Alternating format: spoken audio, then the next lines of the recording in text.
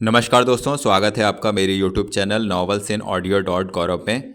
मित्रों, आप सुन रहे हैं देवकीनंदन खत्री जी द्वारा लिखित चंद्रकांता उपन्यास का तीसरा भाग। परंतु यह चंद्रकांता उपन्यास का दूसरा भाग है। जैसा कि मैंने आपको बताया था कि चंद्रकांता उपन्यास 4 भागों में बटा हुआ है। तो प्रस्तुत है आगे की कहानी। यहाँ से भी पहले बयान से ही शुरू होंगे क्योंकि ये चंद्रकांता उपन्यास का दूसरा भाग है और मेरे चैनल का तीसरा।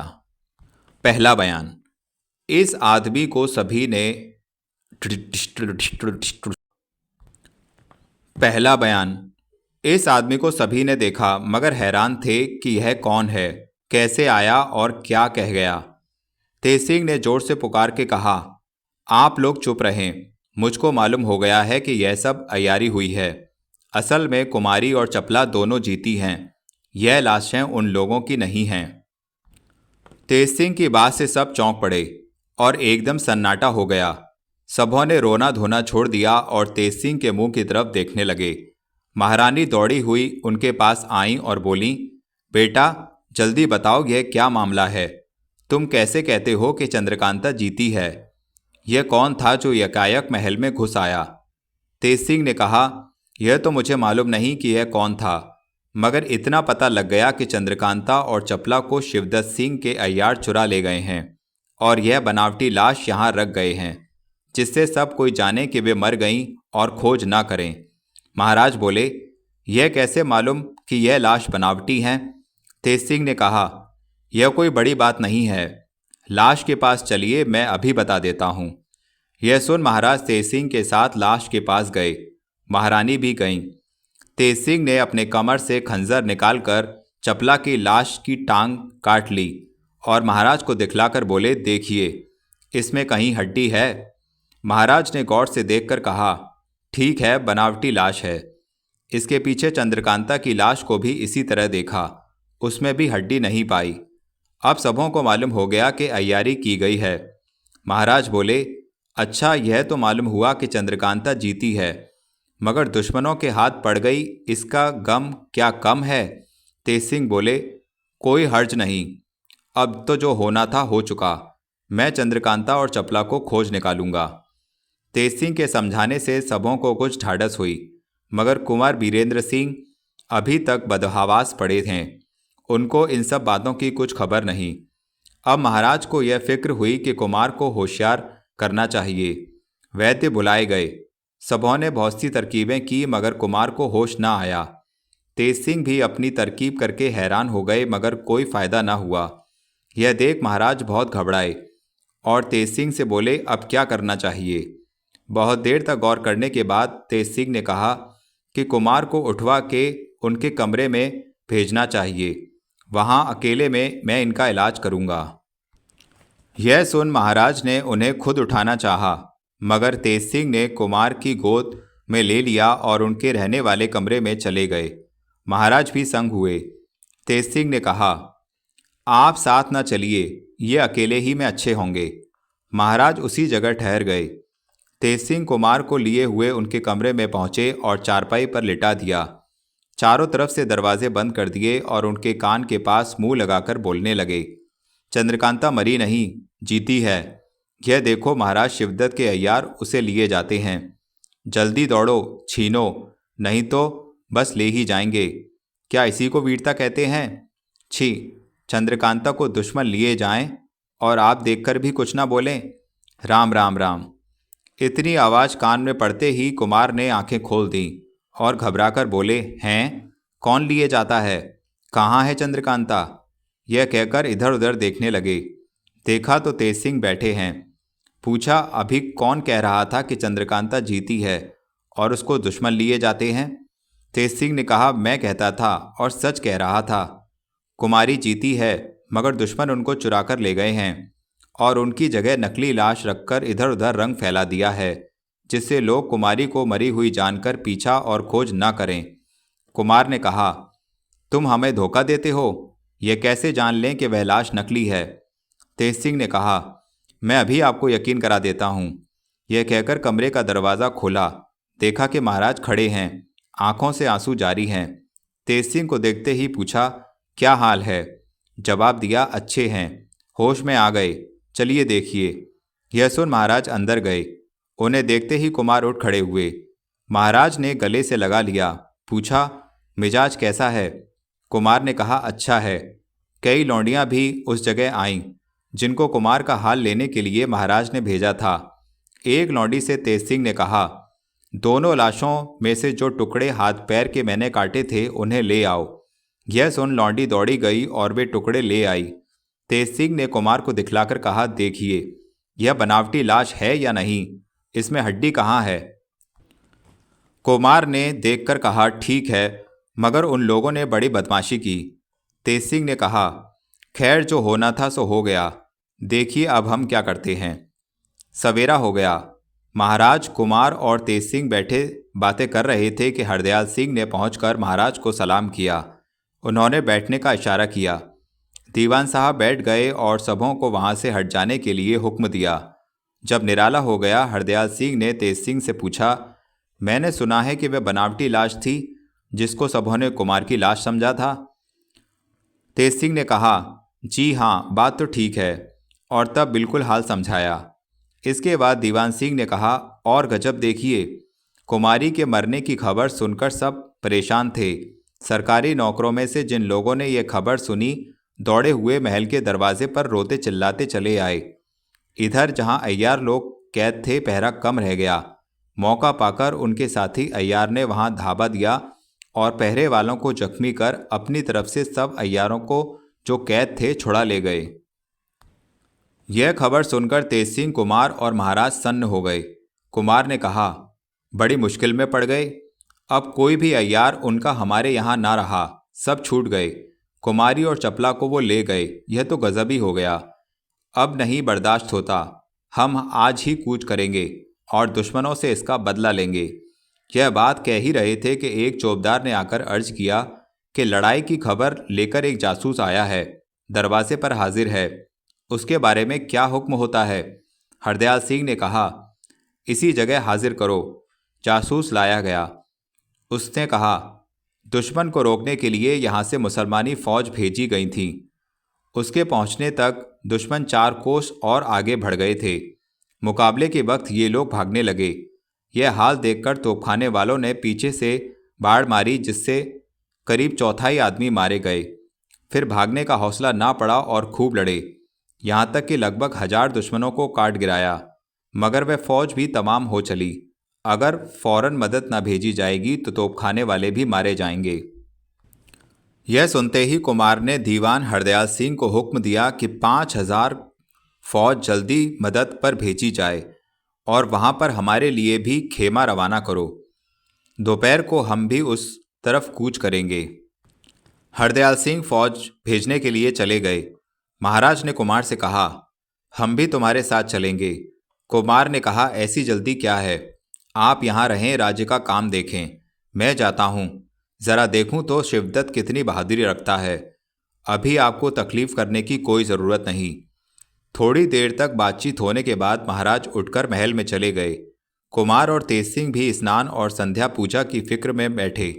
सबसे जल्दी तेज सिंह ने छुट्टी पाई और मुनादी वाले को बुलाकर हुक्म दिया कि तू तमाम शहर में इस बात की मुनादी कर आ कि दंतारबीर का जो इष्ट हो वह तेज सिंह के पास हाजिर हो। बमूजिब हुक्म के मुनादी वाला मुनादी करने चला गया। सभी को ताज्जुब हुआ था कि तेज सिंह ने क्या मुनादी करवाई है। दूसरा बयान। मामूली वक्त पर आज महाराज ने दरबार किया। कुमार और तेज सिंह भी हाजिर हुए। आज का दरबार बिल्कुल सुस्त और उदास था, मगर कुमार ने लड़ाई जाने पर के लिए महाराज से इजाज़त ली और वे वहां से चले गए। महाराज भी उदासी की हालत में उठ के महल में चले गए। यह तो निश्चय हो गया कि चंद्रकांता और चपला जीती हैं, मगर कहाँ हैं, किस हालत में हैं, सुखी हैं या दुखी, इन सब बातों का ख्याल करके महारानी ने से लेकर लौंडी तक सब उदास थीं। सबों की आंखों में आंसू जारी था। खाने पीने की किसी को फिक्र न थी। एक चंद्रकांता का ध्यान ही सबों का काम था। महाराज जब महल में गए, महारानी ने पूछा कि चंद्रकांता का पता लगाने की कुछ फिक्र की गई? महाराज ने कहा, हाँ, तेज सिंह उसकी खोज में जाते हैं। उनसे ज़्यादा पता लगाने वाला कौन है जिसे मैं देखूं। वीरेंद्र सिंह भी इस वक्त मुझसे लड़ाई पर जाने के लिए विदा हो गए। अब देखो क्या होता है। तीसरा बयान। कुछ दिन बाकी है। एक मैदान में हरी हरी धूप पर 15-20 कुर्सियां रखी हुई हैं और सिर्फ 3 आदमी कुंवर वीरेंद्र सिंह, तेज सिंह और फतेह सिंह सेनापति बैठे हैं। बाकी कुर्सियां खाली पड़ी हैं। उनके पूरब तरफ सैकड़ों खेमे अर्धचंद्राकार खड़े हैं। बीच में वीरेंद्र सिंह के पलटन वाले अपने अपने हरबों को साफ और दुरुस्त कर रहे हैं। बड़े बड़े शामियानों के नीचे तोपें रखी हैं जो हर तरह से लैस और दुरुस्त मालूम हो रही हैं। दक्षिण तरफ घोड़ों का अस्तबल है जिसमें अच्छे अच्छे घोड़े बंधे दिखाई देते हैं। पश्चिम तरफ बाजे वालों, सुरंग खोदने वालों, पहाड़ उड़ाने वालों और जासूसों का डेरा तथा रसद का भंडार है। कुमार ने फतेह सिंह सिपहसालार से कहा, मैं समझता हूं कि मेरा डेरा खेमा सुबह तक लोहरा के मैदान में दुश्मनों के मुकाबले में खड़ा हो जाएगा। फतेह सिंह ने कहा, जी हाँ, ज़रूर सुबह तक वहाँ सब सामान लैस हो जाएगा।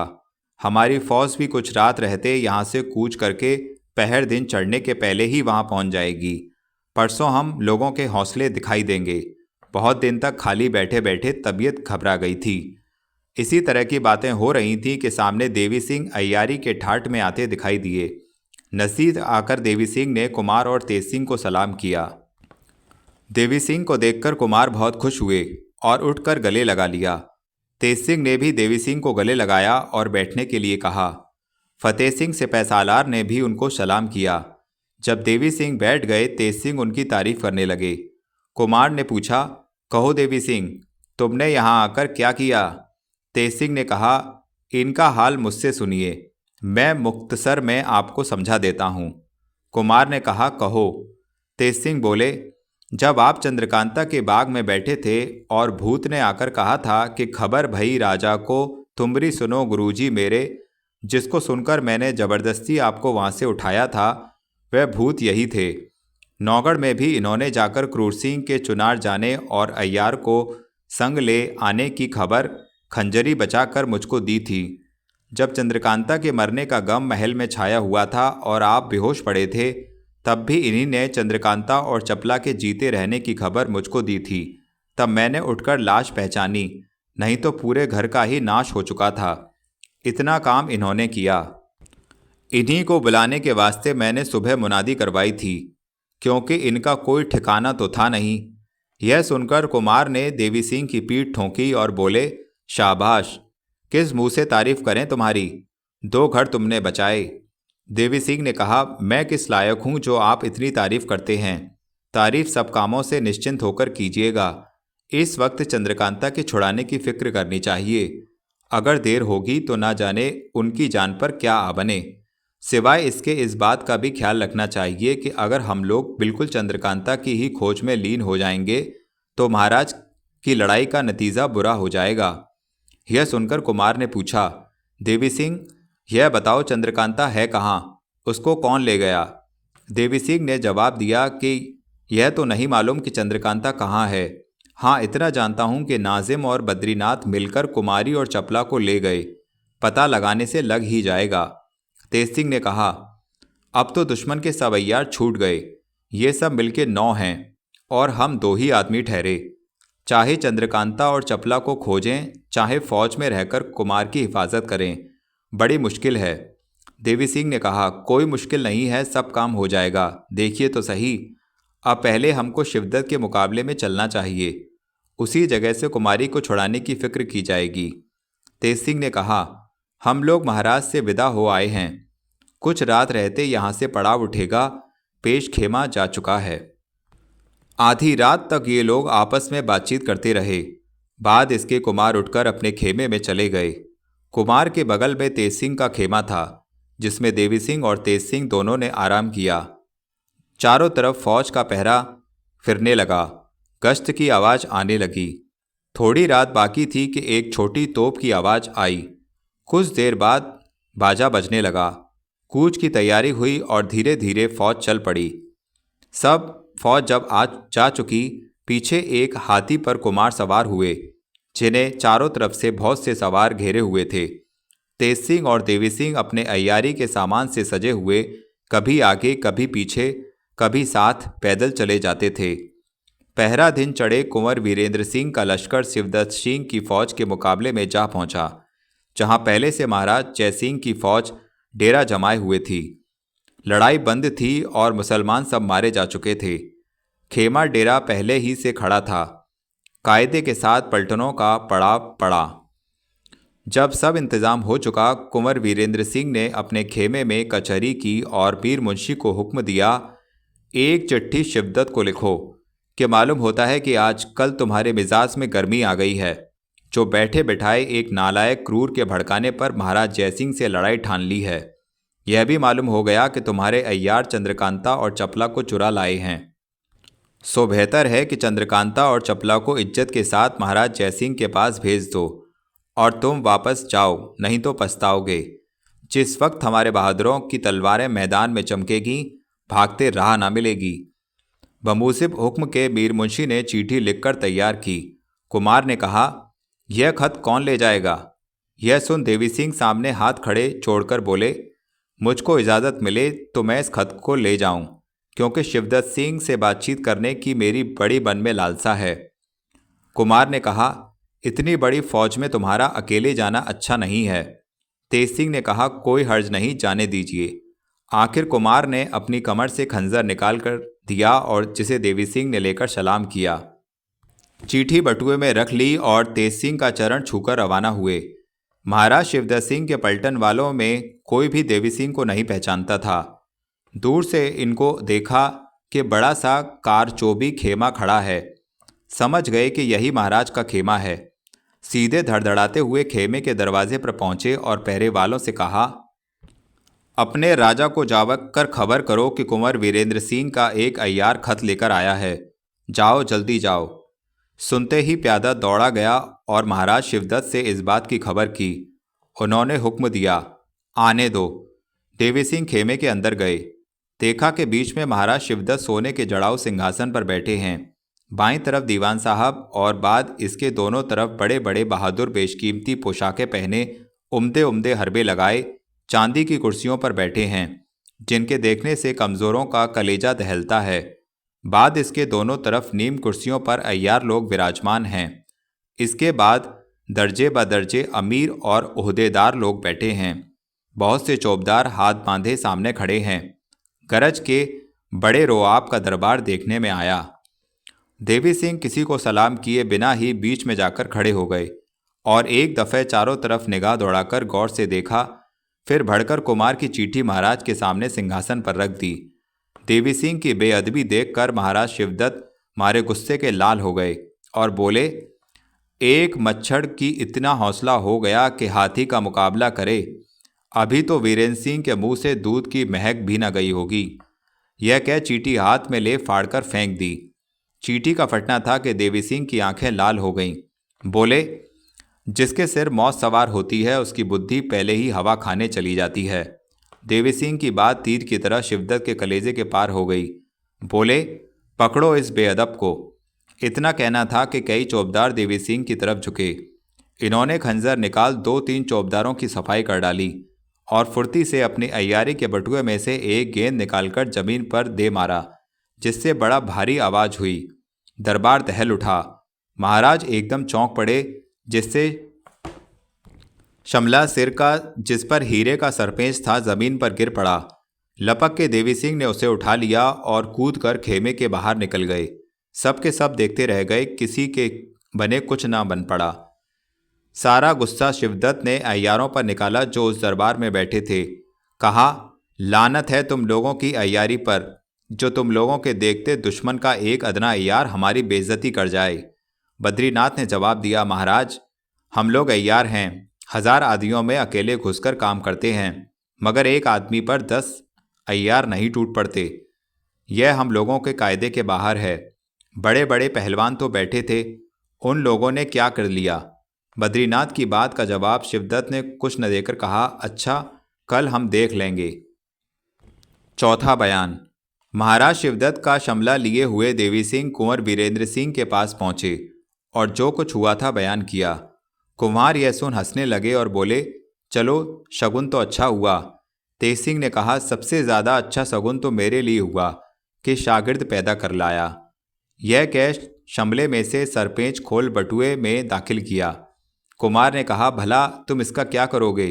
तुम्हारे किस मतलब का है? तेज सिंह ने जवाब दिया, इसका नाम फतेह का सरपेच है। जिस रोज आपकी बारात निकलेगी, महाराज शिवदत्त की सूरत बन इसी को माथे पर बांध मैं आगे आगे झंडा लेकर चलूंगा। यह सुनकर कुमार ने हंस दिया, पर साथ ही इसके 2 बूंद आंसू आंखों से निकल पड़े, जिसको जल्दी से कुमार ने रूमाल से पोंछ लिया। तेज सिंह समझ गए कि यह चंद्रकांता की जुदाई का है। इनको भी चपला का बहुत कुछ ख्याल था। देवी सिंह से बोले, सुनो देवी सिंह, कल लड़ाई ज़रूर होगी, इसलिए एक अय्यार का यहाँ रहना जरूरी है और सबसे ज़रूरी काम चंद्रकांता का पता लगाना है। देवी सिंह ने तेज सिंह से कहा, आप यहाँ रहकर फौज की हिफाजत कीजिए, मैं चंद्रकांता की खोज में जाता हूँ। तेज सिंह ने कहा, नहीं, चुनार की पहाड़ियाँ तुम्हारी अच्छी तरह देखी नहीं हैं और चंद्रकांता ज़रूर उसी तरफ होगी। इससे यही ठीक होगा कि तुम यहाँ रहो और मैं कुमारी की खोज में जाऊँ। देवी सिंह ने कहा, जैसी आपकी खुशी। तेज सिंह ने कुमार से कहा, आपके पास देवी सिंह है, मैं जाता हूँ। अच्छा होशियारी से रहिएगा और जल्दी ना कीजिएगा। कुमार ने कहा, अच्छा जाओ, ईश्वर तुम्हारी रक्षा करे। बातचीत करते शाम हो गई, बल्कि कुछ रात भी चली गई। तेज सिंह उठ खड़े हुए और जरूरी चीज़ें ले अय्यारी के सामान से लैस हो वहाँ के एक घने जंगल की तरफ चले। 5वां बयान। चंद्रकांता को ले जाकर कहाँ रखा होगा? अच्छे कमरे में या अंधेरी कोठरी में? उसको खाने को क्या दिया होगा? और वह बेचारी सिवाय रोने के क्या करती होगी? खाने पीने की उसे कब सुध होगी? उसका मुंह दुख और भय से सूख गया होगा। उसको राजी करने के लिए तंग करते होंगे। कहीं ऐसा ना हो उसने तंग होकर जान दे दी हो। इन्हीं सब बातों को सोचते और ख्याल करते कुमार को रात भर नींद न आई। सवेरा हुआ ही चाहता था कि महाराज शिवदत्त के लश्कर से डंके की आवाज़ आई। मालूम हुआ कि दुश्मनों की तरफ लड़ाई का सामान हो रहा है। कुमार भी उठ बैठे, हाथ मुंह धोया।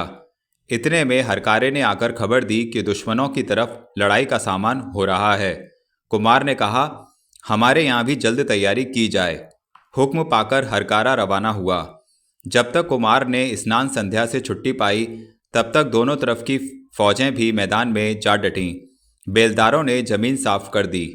कुमार भी अपने अरबी घोड़े पर सवार हो मैदान में गए और देवी सिंह से कहा, शिवदत्त को कहना चाहिए कि बहुत से आदमियों का खून करना अच्छा नहीं। जिस जिसको बहादुरी का घमंड हो, एक पर एक लड़के जल्दी मामला तय कर ले। शिवदत्त सिंह अपने को अर्जुन समझते हैं। उनके मुकाबले के लिए मैं मौजूद हूँ। क्यों बेचारे गरीब सिपाहियों की जान जाए। देवी सिंह ने कहा, बहुत अच्छा, अभी इस मामले को तय कर डालता हूँ। यह कहकर मैदान में गए और अपनी चादर हवा में 2-3 दफ़े उछाली। चादर उछालनी थी कि झट बद्रीनाथ अय्यार महाराज शिवदत्त के लश्कर से निकल के मैदान में देवी सिंह के पास आए और बोले, जय माँ की। देवी सिंह ने जवाब दिया, जय माँ की। बद्रीनाथ ने पूछा, क्यों, क्या बात है जो मैदान में आकर अय्यारों को बुलाते हो? देवी सिंह, तुमसे एक बात कहनी है। बद्रीनाथ, कहो। देवी सिंह, तुम्हारी फौज में मर्द बहुत हैं कि औरत? बद्रीनाथ, औरत की सूरत भी दिखाई नहीं देती। देवी सिंह, तुम्हारे यहाँ कोई बहादुर भी है कि सब गरीब सिपाहियों की जान लेने और आप तमाशा देखने वाले ही हैं? बद्रीनाथ, हमारे यहाँ खचियों बहादुर भरे हैं। देवी सिंह, तुम्हारे कहने से तो मालूम होता है कि सब खेत की मूली ही हैं। बद्रीनाथ, यह तो मुकाबला होने से ही मालूम होगा। देवी सिंह, तो क्यों नहीं एक पर एक लड़के हौसला निकाल लेते? ऐसा करने से मामला भी जल्द तय हो जाएगा और बेचारे सिपाहियों की जान भी मुफ्त में ना जाएगी। हमारे कुमार तो कहते हैं कि महाराज शिवदत्त को अपनी बहादुरी का बड़ा भरोसा है। आवें पहले हमसे ही भिड़ जाएं, या वही जीत जाएं, या हम ही चुनार की गद्दी के मालिक हों। बात ही बात में मामला तय होता है। बद्रीनाथ, तो इसमें हमारे महाराज भी ना हटेंगे? वे बड़े बहादुर हैं, तुम्हारे कुमार को चुटकी में मसल डालेंगे। देवी सिंह, यह तो हम जानते हैं कि उनकी चुटकी बहुत साफ है। फिर आवे मैदान में। इस बातचीत के बाद बद्रीनाथ लौटकर अपनी फौज में गए और जो कुछ देवी सिंह से बातचीत हुई थी जाकर महाराज शिवदत्त से कहा। सुनते ही महाराज शिवदत्त तो लाल हो गए और बोले, यह कल का लड़का मेरे साथ मुकाबला किया चाहता है। बद्रीनाथ ने कहा, फिर हिसाब ही तो है, इसमें रंज होने की क्या बात है। मैं जहां तक समझता हूं उनका कहना ठीक है। यह सुनते ही महाराज शिवदत्त झट घोड़ा कुदा के मैदान में आ गए और भाला उठाकर हिलाया, जिसको देख वीरेंद्र सिंह ने भी अपने घोड़े को एड़ मारी और मैदान में शिवदत्त के मुकाबले में पहुंचकर ललकारा।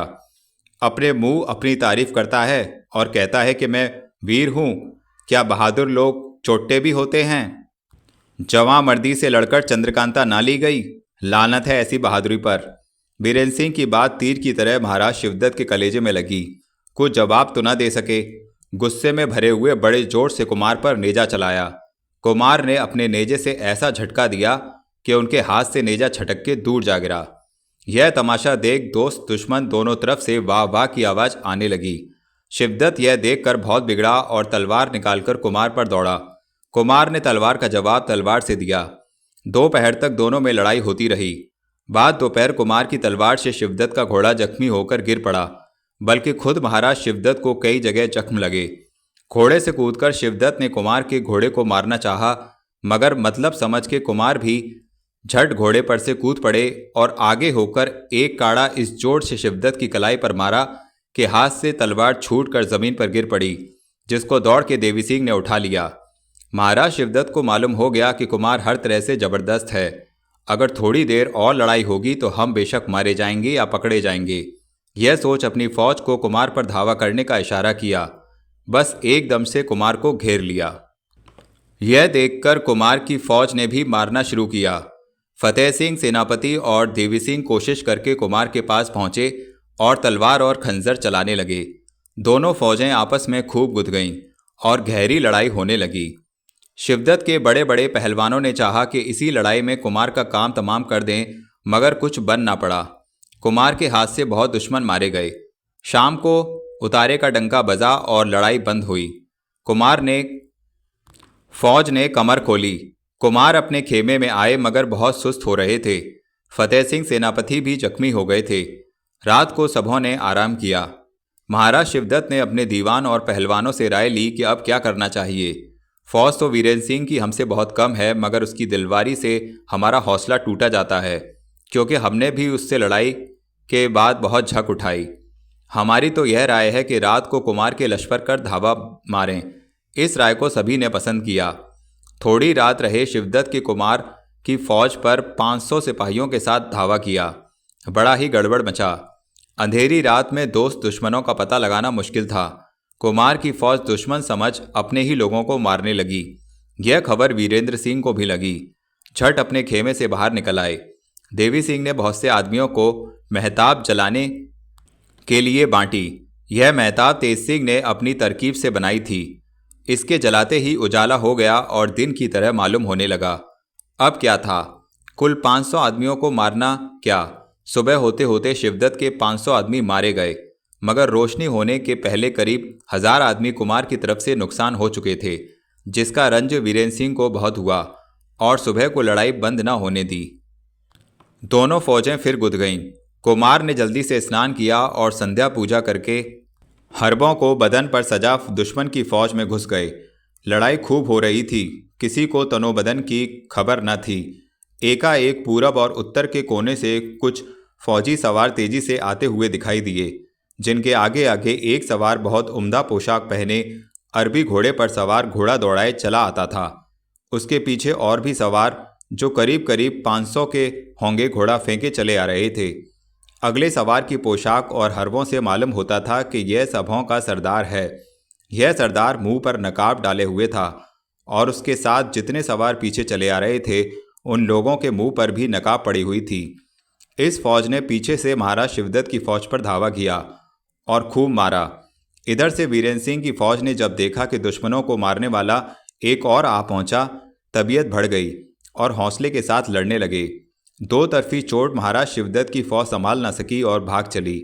फिर तो कुमार की बन पड़ी। 2 कोस तक पीछा किया। आखिर फतेह का डंका बजाते अपने पड़ाव पर आए। मगर हैरान थे कि वे नकाबपोश सवार कौन थे जिन्होंने बड़े वक्त पर हमारी मदद की और फिर जिधर से आए थे उधर ही चले गए।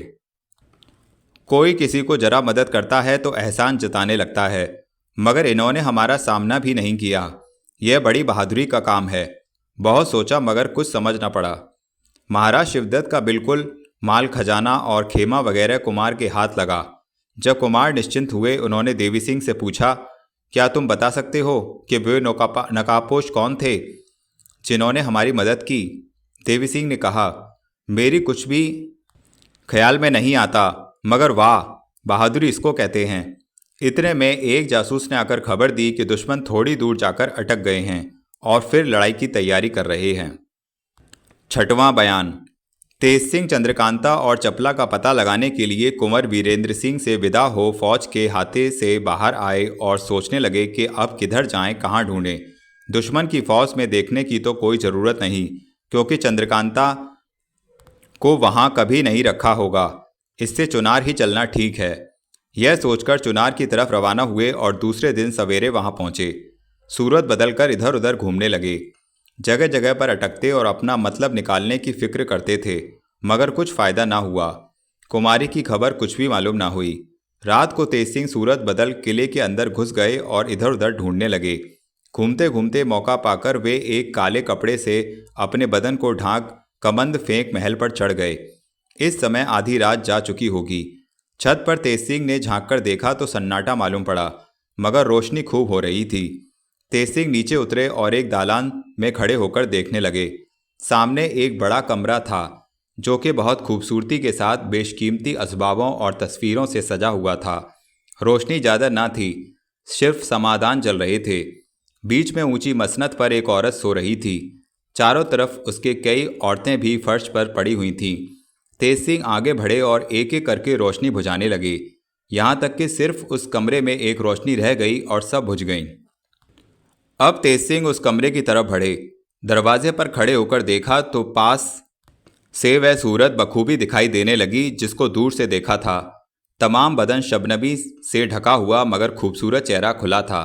करवट के सबब कुछ हिस्सा मुंह का नीचे के मखमली तकिए पर होने से छिपा हुआ था।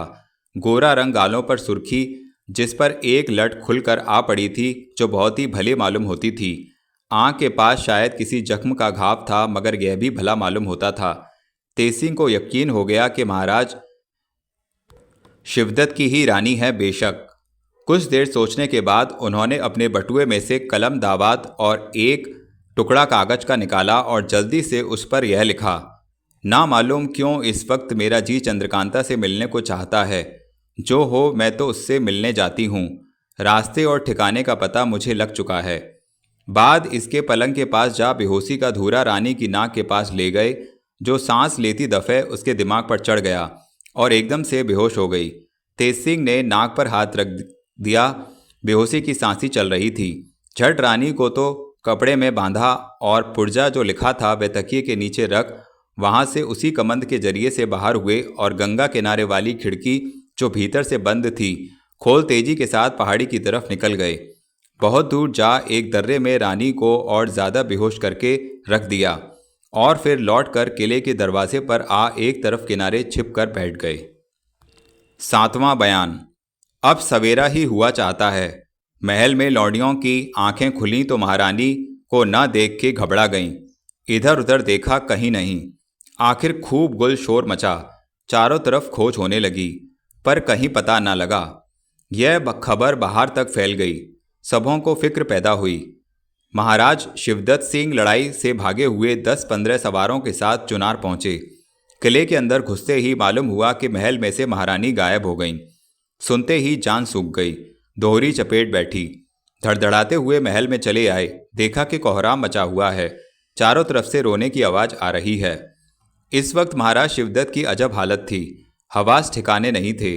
लड़ाई से भागकर थोड़ी ही दूर पर फौज को तो छोड़ दिया था और सब अय्यारों को कुछ समझा बुझा आप चुनार चले आए थे। यहाँ की कैफियत देखी।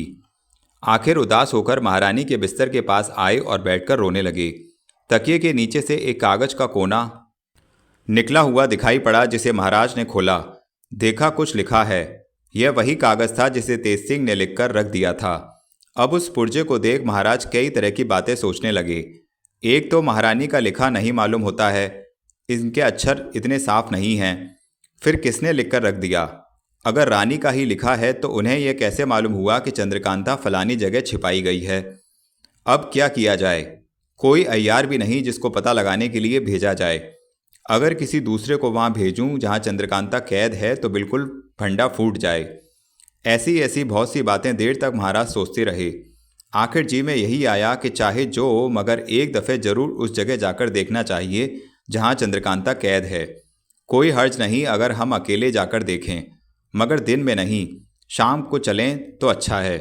यह सोचकर बाहर आए और अपने दीवान खाने में भूखे प्यासे चुपचाप बैठे रहे। किसी से कुछ न कहा, मगर बिना हुक्म महाराज के बहुत से आदमी महारानी का पता लगाने जा चुके थे। शाम होने लगी। महाराज ने अपनी सवारी का घोड़ा मंगवाया और सवार हो अकेले ही किले के बाहर निकले और पूरब की तरफ रवाना हुए। अब बिल्कुल शाम बल्कि रात हो गई, मगर चांदी रात होने के सबब साफ दिखाई देता था। तेज सिंह जो किले के दरवाजे के पास ही छुपे थे, महाराज शिवदत्त को अकेले घोड़े पर जाते देख साथ हो लिए। 3 कोस तक पीछे पीछे तेजी से चलते गए, मगर महाराज को यह न मालूम हुआ कि साथ साथ कोई छुपा हुआ आ रहा है। जब महाराज ने अपने घोड़े को एक नाले में चलाया जो बिल्कुल सूखा पड़ा था। जैसे जैसे आगे जाते थे नाला गहरा मिलता जाता था और दोनों तरफ के पत्थर के करारे ऊंचे होते जाते थे। दोनों तरफ बड़ा भारी डरावना जंगल और बड़े बड़े साखू तथा आसन के पेड़ थे। खूनी जानवरों की आवाज़ें कान में पड़ रही थीं। जैसे जैसे आगे बढ़ते जाते थे करारे ऊंचे और नाले के किनारे वाले पेड़ आपस में ऊपर से मिलते जाते थे। इस तरह के लगभग 1 कोस के चले गए। अब नाले में चंद्रमा की चांदनी बिल्कुल नहीं मालूम होती, क्योंकि दोनों तरफ से दरख्त आपस में बिल्कुल मिल गए थे। अब वह नाला नहीं मालूम होता बल्कि कोई सुरंग मालूम होती है।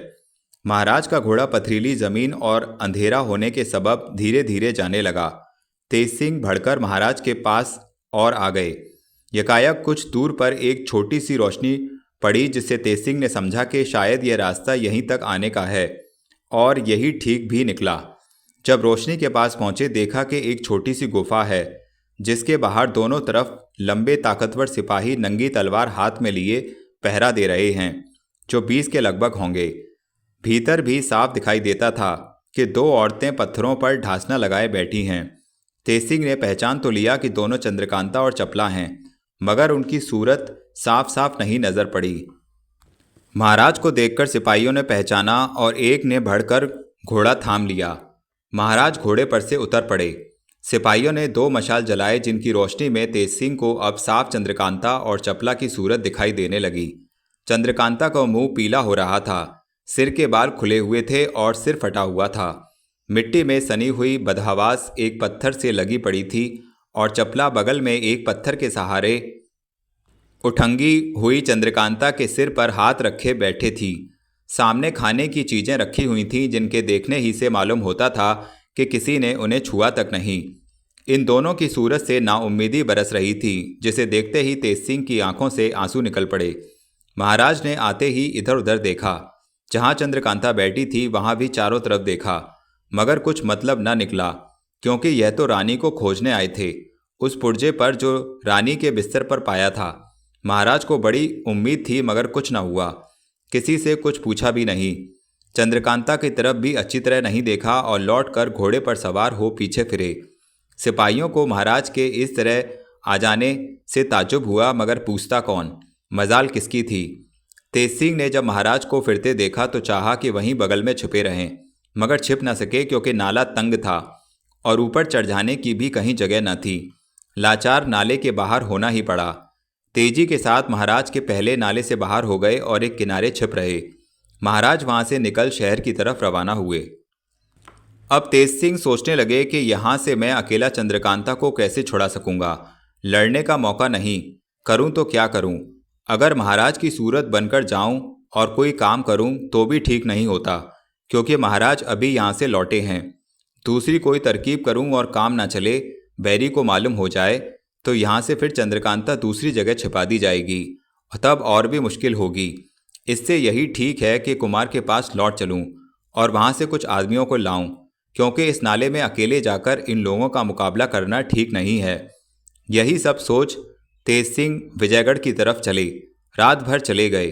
दूसरे दिन दोपहर को वीरेंद्र सिंह के पास पहुंचे। कुमार ने तेज सिंह को गले लगाया और बेताबी के साथ पूछा, क्यों, कुछ पता लगा? जवाब में हाँ सुनकर कुमार बहुत खुश हुए और सभी को विदा किया। केवल कुमार देवी सिंह, फतेह सिंह, सेनापति और तेज सिंह रह गए। कुमार ने खुलासा हाल पूछा। तेज सिंह ने सब हाल कह सुनाया और बोले, अगर किसी दूसरे को छुड़ाना होता या किसी गैर को पकड़ना होता तो मैं अपनी चालाकी कर गुजरता। अगर काम बिगड़ जाता तो भाग निकलता, मगर मामला चंद्रकांता का है जो बहुत सुकुमारी हैं। न तो मैं अपने हाथ से उसकी गठड़ी बांध सकता हूँ और न किसी तरह की तकलीफ दिया चाहता हूँ। होना ऐसा चाहिए कि वार खाली न जाए। मैं सिर्फ देवी सिंह को लेने आया हूँ और अभी लौट जाऊँगा। मुझे मालूम हो गया है कि अपने महाराज शिवदत्त पर फतेह पाई है। अभी कोई हर्ज भी देवी सिंह के बिना आपका ना होगा। कुमार ने कहा, देवी सिंह भी चलें और मैं भी तुम्हारे साथ चलता हूँ, क्योंकि यहाँ तो अभी लड़ाई की कोई उम्मीद नहीं और फिर फतेह सिंह हैं ही और कोई हर्ज भी नहीं। तेज सिंह ने कहा, अच्छी बात है, आप भी चलिए।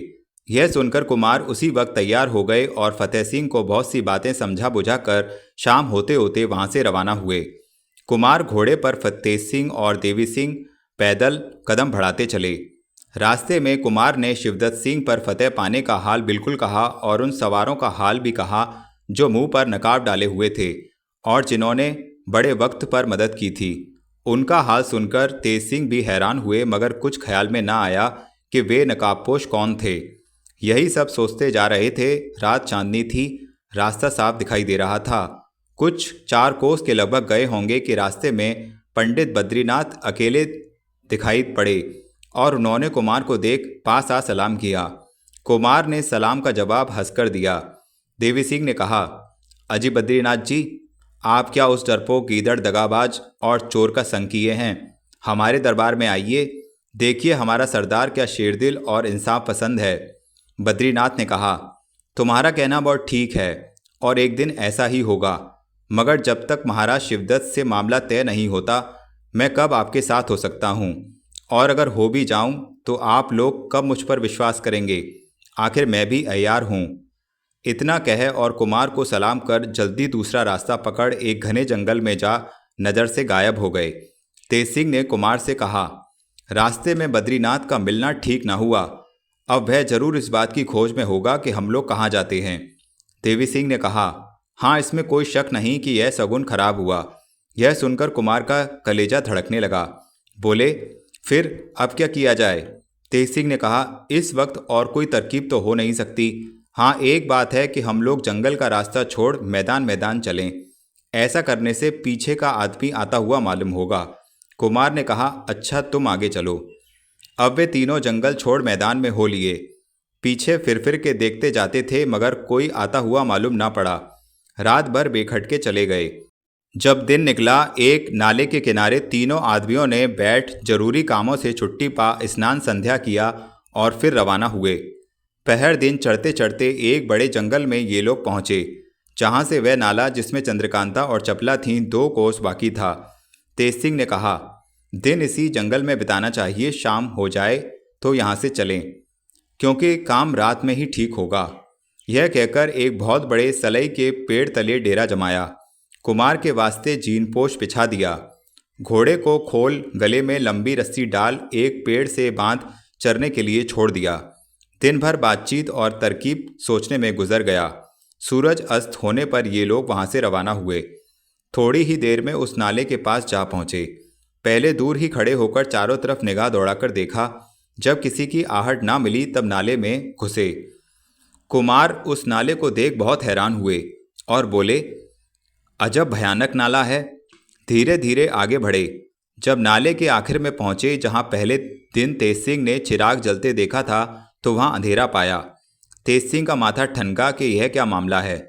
आखिर उस कोठरी के दरवाजे पर पहुंचे जिसमें कुमारी और चपला थीं। देखा कि कई आदमी जमीन पर पड़े हैं। अब तो तेज सिंह ने अपने बटुए में से सामान निकाल रोशनी की, जिससे साफ मालूम हुआ कि जितने पहरे वाले पहले दिन देखे थे सब जख्मी होकर मरे पड़े हैं। अंदर घुसे कुमारी और चपला का पता नहीं। हाँ, दोनों के गहने सब टूटे फूटे पड़े थे और चारों तरफ खून जमा हुआ था। कुमार से ना रहा गया, एकदम हाय करके गिर पड़े और आंसू बहाने लगे। तेज सिंह समझाने लगे कि आप इतने बेताब क्यों हो गए। जिस ईश्वर ने यहाँ तक हमें पहुँचाया वही फिर उस जगह पहुँचाएगा जहाँ कुमारी हैं। कुमार ने कहा, भाई अब मैं चंद्रकांता से मिलने से नाउम्मीद हो गया, जरूर वह परलोक को गई। तेज सिंह ने कहा, कभी नहीं, अगर ऐसा होता तो इन्हीं लोगों में वह भी पड़ी होती। देवी सिंह बोले, कहीं बद्रीनाथ की चालाकी तो नहीं भाई? उन्होंने जवाब दिया, यह बात भी जी में नहीं बैठती। भला अगर हम यह भी समझ लें कि बद्रीनाथ की चालाकी हुई तो उन प्यादों को मारने वाला कौन था? अजब मामला है, कुछ समझ में नहीं आता। खैर कोई हर्ज नहीं, वह भी मालूम हो जाएगा। अब यहाँ से जल्दी चलना चाहिए। कुंवर वीरेंद्र सिंह की इस वक्त कैसी हालत थी उसका ना कहना ही ठीक है। बहुत समझा बुझाकर वहां से कुमार को उठाया और नाले के बाहर लाए। देवी सिंह ने कहा, भला वहां तो चलो जहां तुमने शिवदत्त की रानी को रखा है। तेज सिंह ने कहा, चलो। तीनों वहां गए। देखा कि महारानी कलावती भी वहां नहीं है और भी तबीयत परेशान हुई। आधी रात की ज़्यादा जा चुकी थी। तीनों आदमी बैठे सोच रहे थे कि यह क्या मामला हो गया। यकायक देवी सिंह बोले, गुरुजी, मुझे एक तरकीब सूझी है जिसके करने से सब पता लग जाएगा कि क्या मामला है। आप ठहरिए, इसी जगह आराम कीजिए, मैं पता लगाता हूँ। अगर बन पड़ेगा तो ठीक पता लगाने का सबूत भी लेता आऊँगा। तेज सिंह ने कहा, जाओ, तुम भी कोई तारीफ का काम करो, हम दोनों इसी जंगल में रहेंगे। देवी सिंह एक देहाती पंडित की सूरत बना रवाना हुए। वहाँ से चुनार करीब ही था। थोड़ी देर में जा पहुँचे। दूर से देखा एक सिपाही टहलता हुआ पहरा दे रहा है। एक शीशी हाथ में ले उसके पास गए और एक अशर्फी दिखाकर देहाती बोली में बोले, इस अशर्फी को आप लीजिए और इस इत्र को पहचान दीजिए कि किस चीज़ का है।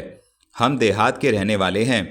वहाँ एक गंधी गया और उसने इस इत्र को दिखाकर हमसे कहा कि अगर इसको पहचान दो तो हम 5 अशर्फी तुमको दें। सो हम देहाती आदमी क्या जाने कौन चीज़ का इत्र है, इसलिए रातों रात यहाँ चले आए। परमेश्वर ने आपको मिला दिया है। आप राज दरबार के रहने वाले ठहरे, बहुत इत्र देखा होगा, इसको पहचान के बता दीजिए तो हम इसी समय लौट के गांव पहुंच जाएं। सवेरे ही जवाब देने का उस गंदी से वादा है।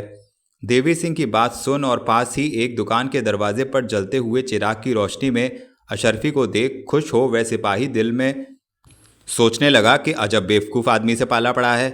मुफ्त की अशर्फी मिलती है तो ले लो, जो कुछ जी में आवे बता दो, क्या कल मुझसे अशर्फी फिरने आएगा? यह सोच अशर्फी को अपने खलीते में रख ली और कहा, यह कौन बड़ी बात है, हम बता देते हैं। उस शीशी का मुंह खोलकर सूंघा, बस फिर क्या था, सूंघते ही जमीन पर लेट गया। दीन दुनिया की खबर न रही। बेहोश होने पर देवी सिंह उस सिपाही की गठरी बांध तेज सिंह के पास ले आए और कहा कि यह किले का पहरा देने वाला है, पहले इससे पूछ लेना चाहिए। अगर काम ना चलेगा तो फिर दूसरी तरकीब की जाएगी। यह कहकर उस सिपाही को होश में लाए। वह हैरान हो गया कि यकायक यहाँ कैसे आ फंसे। देवी सिंह को उसी देहाती पंडित की सूरत में सामने खड़े देखा। दूसरी ओर 2 बहादुर और दिखाई दिए। कुछ कहा ही चाहता था कि देवी सिंह ने पूछा, यह बताओ कि तुम्हारी महारानी कहाँ हैं, बताओ जल्दी। उस सिपाही ने हाथ पैर बंधे रहने पर भी कहा कि तुम महारानी को पूछने वाले कौन हो, तुम्हें मतलब? तेज सिंह ने उठकर एक लात मारी और कहा, बताता है कि मतलब पूछता है। अब तो उसे बेउज्र कहना शुरू किया कि महारानी कई दिनों से गायब हैं, कहीं पता नहीं लगता, महल में गुल गपाड़ा मचा हुआ है, इससे ज़्यादा कुछ नहीं जानता। तेज सिंह ने कुमार से कहा, अब पता लगाना कई रोज़ का काम हो गया, आप अपने लश्कर में जाइए, मैं ढूंढने की फिक्र करता हूँ। कुमार ने कहा, अब मैं लश्कर में ना जाऊँगा।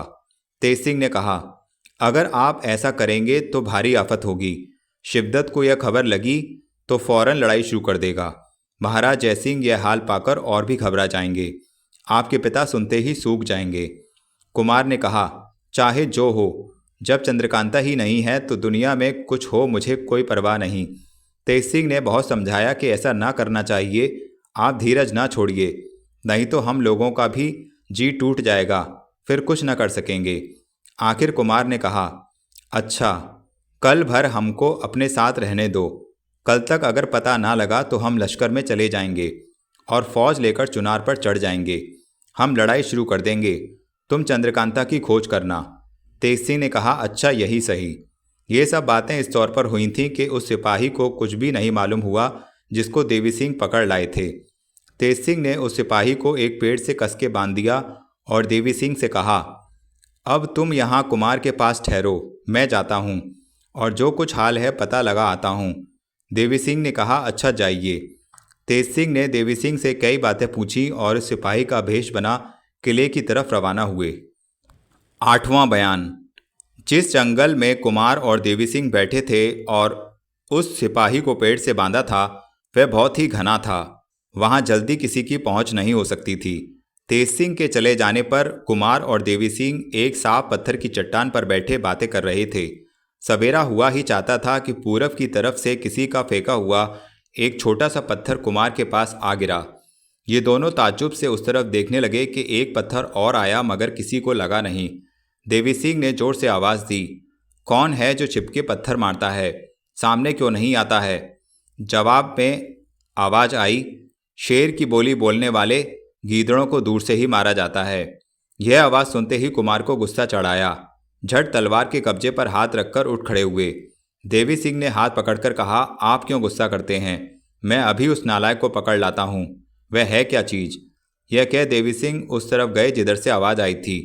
इनके आगे बढ़ते ही एक और पत्थर पहुंचा जिसे देख देवी सिंह तेजी के साथ आगे बढ़े। एक आदमी दिखाई पड़ा मगर घने पेड़ों में अंधेरा ज़्यादा होने के सबब उसकी सूरत नहीं नजर आई। वह देवी सिंह को अपनी तरफ आते देखकर पत्थर मारकर भागा। देवी सिंह भी उसके पीछे दौड़े मगर वह कई दफ़े इधर उधर लोमड़ी की तरह चक्कर लगाकर उन्हीं घने पेड़ों में गायब हो गया। देवी सिंह भी इधर उधर खोजने लगे, यहाँ तक कि सवेरा हो गया बल्कि दिन निकल आया, लेकिन साफ दिखाई देने पर भी कहीं उस आदमी का पता ना लगा। आखिर लाचार होकर देवी सिंह उस जगह आए जिस जगह कुमार को छोड़ गए थे। देखा तो कुमार नहीं, इधर उधर देखा, कहीं पता नहीं। उस सिपाही के पास आए जिसको पेड़ से बांध दिया था, देखें तो वह भी नहीं। जी उड़ गया, आंखों में आंसू भर आए। उसी चट्टान पर बैठे और सिर पर हाथ रखकर सोचने लगे, यह क्या हो गया? किधर जाएं, किधर ढूंढें, क्या करें?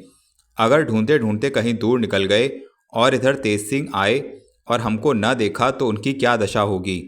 इन सब बातों को सोच देवी सिंह और थोड़ी देर इधर उधर देखभाल कर फिर उसी जगह चले आए और तेज सिंह की राह देखने लगे। बीच बीच में इसी तरफ कई दफ़े देवी सिंह ने उठ उठकर खोज की मगर कुछ काम न निकला। 9वां बयान। तेज सिंह पहरे वाले सिपाही की सूरत में किले के दरवाजे पर पहुंचे। कई सिपाहियों ने जो सवेरा हो जाने के सबब जाग उठे थे तेज सिंह की तरफ देखकर कहा, जयराम सिंह, तुम कहाँ चले गए थे? यहाँ पहरे में गड़बड़ पड़ गया। बद्रीनाथ जी अय्यार पहरे की जांच करने आए थे। तुम्हारे कहीं जाने का हाल सुनकर बहुत खफा हुए और तुम्हारा पता लगाने के लिए आप ही वहीं कहीं गए हैं, अभी तक नहीं आए। तुम्हारे सबब से हम लोगों पर खफगी हुई। जयराम सिंह, जो तेज सिंह बने हुए थे, ने कहा, मेरी तबीयत खराब हो गई थी। हाजत मालूम हुई, इस सबब से मैदान चला गया। वहाँ कई दस्त आए जिससे देर हो गई और फिर भी कुछ पेट में गड़बड़ मालूम पड़ता है। भाई, जान है तो जहान है, चाहे कोई रंज हो या खुश हो, यह ज़रूरत तो रोकी नहीं जाती। मैं फिर जाता हूँ और अभी आता हूँ। यह कहकर नकली जयराम सिंह तुरंत वहाँ से चलता बना। पहरे वालों से बातचीत करके तेज सिंह ने सुन लिया कि बद्रीनाथ यहाँ आए थे और उनकी खोज में गए हैं। इससे वे होशियार हो गए। सोचा कि अगर हमारे यहाँ होते बद्रीनाथ लौट आवेंगे तो ज़रूर पहचान जाएंगे। इससे यहाँ ठहरना मुनासिब नहीं। आखिर थोड़ी दूर जा एक भिखमंगे की सूरत बन सड़क के किनारे बैठ गए और बद्रीनाथ के आने की राह देखने लगे। थोड़ी देर गुजरी थी कि दूर से बद्रीनाथ आते दिखाई पड़े। पीछे पीछे पीठ पर गट्ठर लादे नाजिम था, जिसके पीछे वह सिपाही भी था जिसकी सूरत बन तेज सिंह आए थे। तेज सिंह इस ठाठ से बद्रीनाथ को आते देख चकरा गए। जी में सोचने लगे कि ढंग बुरे नजर आते हैं। इस सिपाही को जो पीछे पीछे चला आता है मैं पेड़ के साथ बांध आया था। उसी जगह कुमार और देवी सिंह भी थे। बिना कुछ उपद्रव मचाए इस सिपाही को ये लोग पा नहीं सकते थे। जरूर कुछ ना कुछ बखेड़ा हुआ है। जरूर इस गट्ठर में जो नाजिम की पीठ पर है कुमार होंगे या देवी सिंह। मगर इस वक्त बोलने का मौका नहीं, क्योंकि यहाँ सिवाय इन लोगों के हमारी मदद करने वाला कोई ना होगा। यह सोचकर तेज सिंह चुपचाप उसी तरह बैठे रहे। जब वे लोग गट्ठर लिए किले के अंदर चले गए, तब उठकर उस तरफ का रास्ता लिया जहां कुमार और देवी सिंह को छोड़ आए थे। देवी सिंह उसी जगह पत्थर पर उदास बैठे कुछ सोच रहे थे कि तेज सिंह आ पहुंचे। देखते ही देवी सिंह दौड़कर पैरों पर गिर पड़े और गुस्से भरी आवाज में बोले, गुरुजी, कुमार तो दुश्मनों के हाथ पड़ गए। तेज सिंह पत्थर पर बैठ गए, बोले, खैर खुलासा हाल कहो, क्या हुआ? देवी सिंह ने जो कुछ बीता था सब हाल कह सुनाया। तेज सिंह ने कहा, देखो आजकल हम लोगों का नसीब कैसा उल्टा हो रहा है। फिक्र चारों तरफ की ठहरी, मगर करें तो क्या करें। बेचारी चंद्रकांता और चपला ना मालूम किस आफत में फंस गईं और उनकी क्या दशा होगी इसकी फिक्र तो थी ही, मगर कुमार का फंसना तो गजब हो गया। थोड़ी देर तक देवी सिंह और तेज सिंह बातचीत करते रहे। इसके बाद उठकर दोनों ने एक तरफ का रास्ता लिया। 10वां बयान। चुनार के किले के अंदर महाराज शिवदत्त के खास महल में एक कोठरी के अंदर, जिसमें लोहे के छड़दार किवाड़ लगे हुए थे, हाथों में हथकड़ी, पैरों में बेड़ी पड़ी हुई, दरवाजे के सहारे उदास पुख वीरेंद्र सिंह बैठे हैं। पहरे पर कई औरतें कमर में छुरा बांधे टहल रही हैं। कुमार धीरे धीरे भुनभुना रहे हैं, हाय, चंद्रकांता का पता लगा भी तो किसी काम का नहीं। भला पहले यह तो मालूम हो गया था कि शिवदत्त चुरा ले गया, मगर अब क्या कहा जाए। हाय चंद्रकांता, तू कहाँ है? मुझको बेड़ी और यह कैद कुछ तकलीफ नहीं देता, जैसा तेरा लापता हो जाना खटक रहा है। हाय, अगर मुझको इस बात का यकीन हो जाए कि तू सही सलामत है और अपने माँ बाप के पास पहुँच गई, तो इसी कैद में भूखे प्यासे मर जाना मेरे लिए खुशी की बात होगी। मगर जब तक तेरा पता नहीं लगता, जिंदगी बुरी मालूम होती है। हाय, तेरी क्या दशा होगी, मैं कहाँ ढूंढूं? यह हथकड़ी बेड़ी इस वक्त मेरे साथ कटे पर नमक का काम कर रही है। हाय, क्या अच्छी बात होती अगर इस वक्त कुमारी की खोज में जंगल जंगल मारा मारा फिरता, पैरों में कांटे गड़ गए होते, खून निकलता होता, भूख प्यास लगने पर भी खाना पीना छोड़कर उसी का पता लगाने की फिक्र होती। हे ईश्वर, तूने कुछ न किया। भला तेरी हिम्मत को तो देखा होता कि इश्क की राह में कैसा मजबूत हूँ। तूने तो मेरे हाथ पैर ही जकड़ डाले। हाय, जिसको पैदा करके तूने हर तरह का सुख दिया, उसका दिल दुखाने और उसको खराब करने में तुझे क्या मज़ा मिलता है। ऐसी ऐसी बातें करते हुए कुंवर वीरेंद्र सिंह की आंखों से आंसू जारी थे और लंबी लंबी सांसें ले रहे थे। लगभग आधी रात के जा चुकी थी। जिस कोठरी में कुमार कैद थे, उसके सामने सजे हुए दालान में 4-5 शीशे जल रहे थे। कुमार का जी सब जब बहुत घबराया, सिर उठाकर उस तरफ देखने लगे। एक बार की 5-7 लौंडियां एक तरफ से निकल आईं और हांडी, ढोल, दीवारगीर, झाड़, बैटरी, कंवर, मृदंगी वगैरह शीशों को जलाया, जिनकी रोशनी से एकदम दिन सा हो गया। बाद इसके दालान के बीचों बीच बेशकीमती गद्दी बिछाई और तब सब लौंडियां खड़ी होकर एकटक दरवाजे की तरफ देखने लगीं, मानो किसी के आने का इंतजार कर रही हैं। कुमार बड़े गौर से देख रहे थे, क्योंकि उनको इस बात का बड़ा ताज्जुब था कि वे महल के अंदर, जहां मर्दों की बू तक नहीं जा सकती, क्यों कैद किए गए और इसमें महाराज शिवदत्त ने क्या फ़ायदा सोचा। थोड़ी देर बाद महाराज शिवदत्त अजब ठाठ से आते दिखाई पड़े, जिसको देखते ही वीरेंद्र सिंह चौंक पड़े। अजब हालत हो गई। एकटक देखने लगे। देखा कि महाराज शिवदत्त दाहिनी तरफ चंद्रकांता और बाईं तरफ चपला, दोनों को हाथों में हाथ दिए धीरे धीरे आकर उस गद्दी पर बैठ गए जो बीच में बिछी हुई थी। चंद्रकांता और चपला भी दोनों तरफ साथ सटकर महाराज के पास बैठ गईं। चंद्रकांता और कुमार का साथ तो लड़कपन ही से था, मगर आज चंद्रकांता की खूबसूरती और नज़ाकत जितनी बढ़ी चढ़ी थी, इससे पहले कुमार ने कभी नहीं देखी थी। सामने पानदान, इत्रदान वगैरह सब सामान ऐश का रखा हुआ था। यह देखकर कुमार की आंखों में खून उतर आया। जी में सोचने लगे, यह क्या हो गया? चंद्रकांता इस तरह खुशी खुशी शिवदत्त के बगल में बैठी हुई हाव भाव कर रही है। यह क्या मामला है? क्या मेरी मोहब्बत एकदम उसके दिल से जाती रही? साथ ही माँ बाप की मोहब्बत उड़ गई, जिसमें मेरे सामने उसकी यह कैफियत है। क्या वह यह नहीं जानती कि उसके सामने ही मैं इस कोठरी में कैदियों की तरह पड़ा हुआ हूँ? ज़रूर जानती है। वह देखो, मेरी तरफ तिरछी आंखों से देख मुंह बिचका रही है। साथ ही इसके चपला को क्या हो गया, जो तेज सिंह पर जी दिए बैठी थी और हथेली पर जान रख इसी महाराज शिवदत्त को छकाकर तेज सिंह को छुड़ा ले गई थी। उस वक्त महाराज शिवदत्त की मोहब्बत इसको ना हुई और आज इस तरह अपनी मालकिन चंद्रकांता के साथ बराबरी दर्जे पर शिवदत्त के बगल में बैठी है। हाय हाय, स्त्रियों का कुछ ठिकाना नहीं, इन पर भरोसा करना बड़ी भारी भूल है। हाय, क्या मेरी किस्मत में ऐसी ही औरत से मोहब्बत होने लिखी थी? ऐसे ऊंचे कुल की लड़की ऐसा काम करे? हाय, अब मेरा जीना व्यर्थ हो गया। मैं जरूर अपनी जान दे दूंगा, मगर क्या चंद्रकांता और चपला को शिवदत्त के लिए जीता छोड़ दूंगा? कभी नहीं। यह ठीक है कि वीर पुरुष स्त्रियों पर हाथ नहीं छोड़ते, पर मुझको अब अपनी वीरता दिखानी नहीं, दुनिया में किसी के सामने मुंह करना नहीं है। मुझको यह सब सोचने से क्या फ़ायदा? अब यही मुनासिब है कि इन दोनों को मार डालना और पीछे अपनी भी जान दे देनी है। तेज सिंह भी जरूर मेरा साथ देंगे। चलो अब बिखेड़ा ही तय कर डालो। इतने में इठलाकर चंद्रकांता ने महाराज शिवदत्त के गले में हाथ डाल दिया। अब तो वीरेंद्र सिंह सहन ना कर सके, जोर से झटका दे हथकड़ी तोड़ डाली। इसी बीच जोश में एक लात सीखचे वाले किवाड़ में भी मारी और पल्ला गिरा शिवदत्त के पास पहुंचे। उनके सामने जो तलवार रखी थी उसे उठा लिया और खींच के एक हाथ चंद्रकांता पर ऐसा चलाया कि खट से सर अलग जा गिरा और धड़ तड़पने लगा। जब तक महाराज शिवदत्त संभले तब तक चपला के भी 2 टुकड़े कर दिए, मगर महाराज शिवदत्त पर वार न किया। महाराज शिवदत्त संभल कर उठ खड़े हुए। यकायकी इस तरह की ताकत और तेजी कुमार की देख सकते में हो गए। मुंह से आवाज़ तक ना निकली। जवामर्दी हवा खाने चली गई। सामने खड़े होकर कुमार का मुंह देखने लगे। कुंवर वीरेंद्र सिंह खून भरी नंगी तलवार लिए खड़े ही थे कि तेज सिंह और देवी सिंह धम्म से सामने आ मौजूद हुए।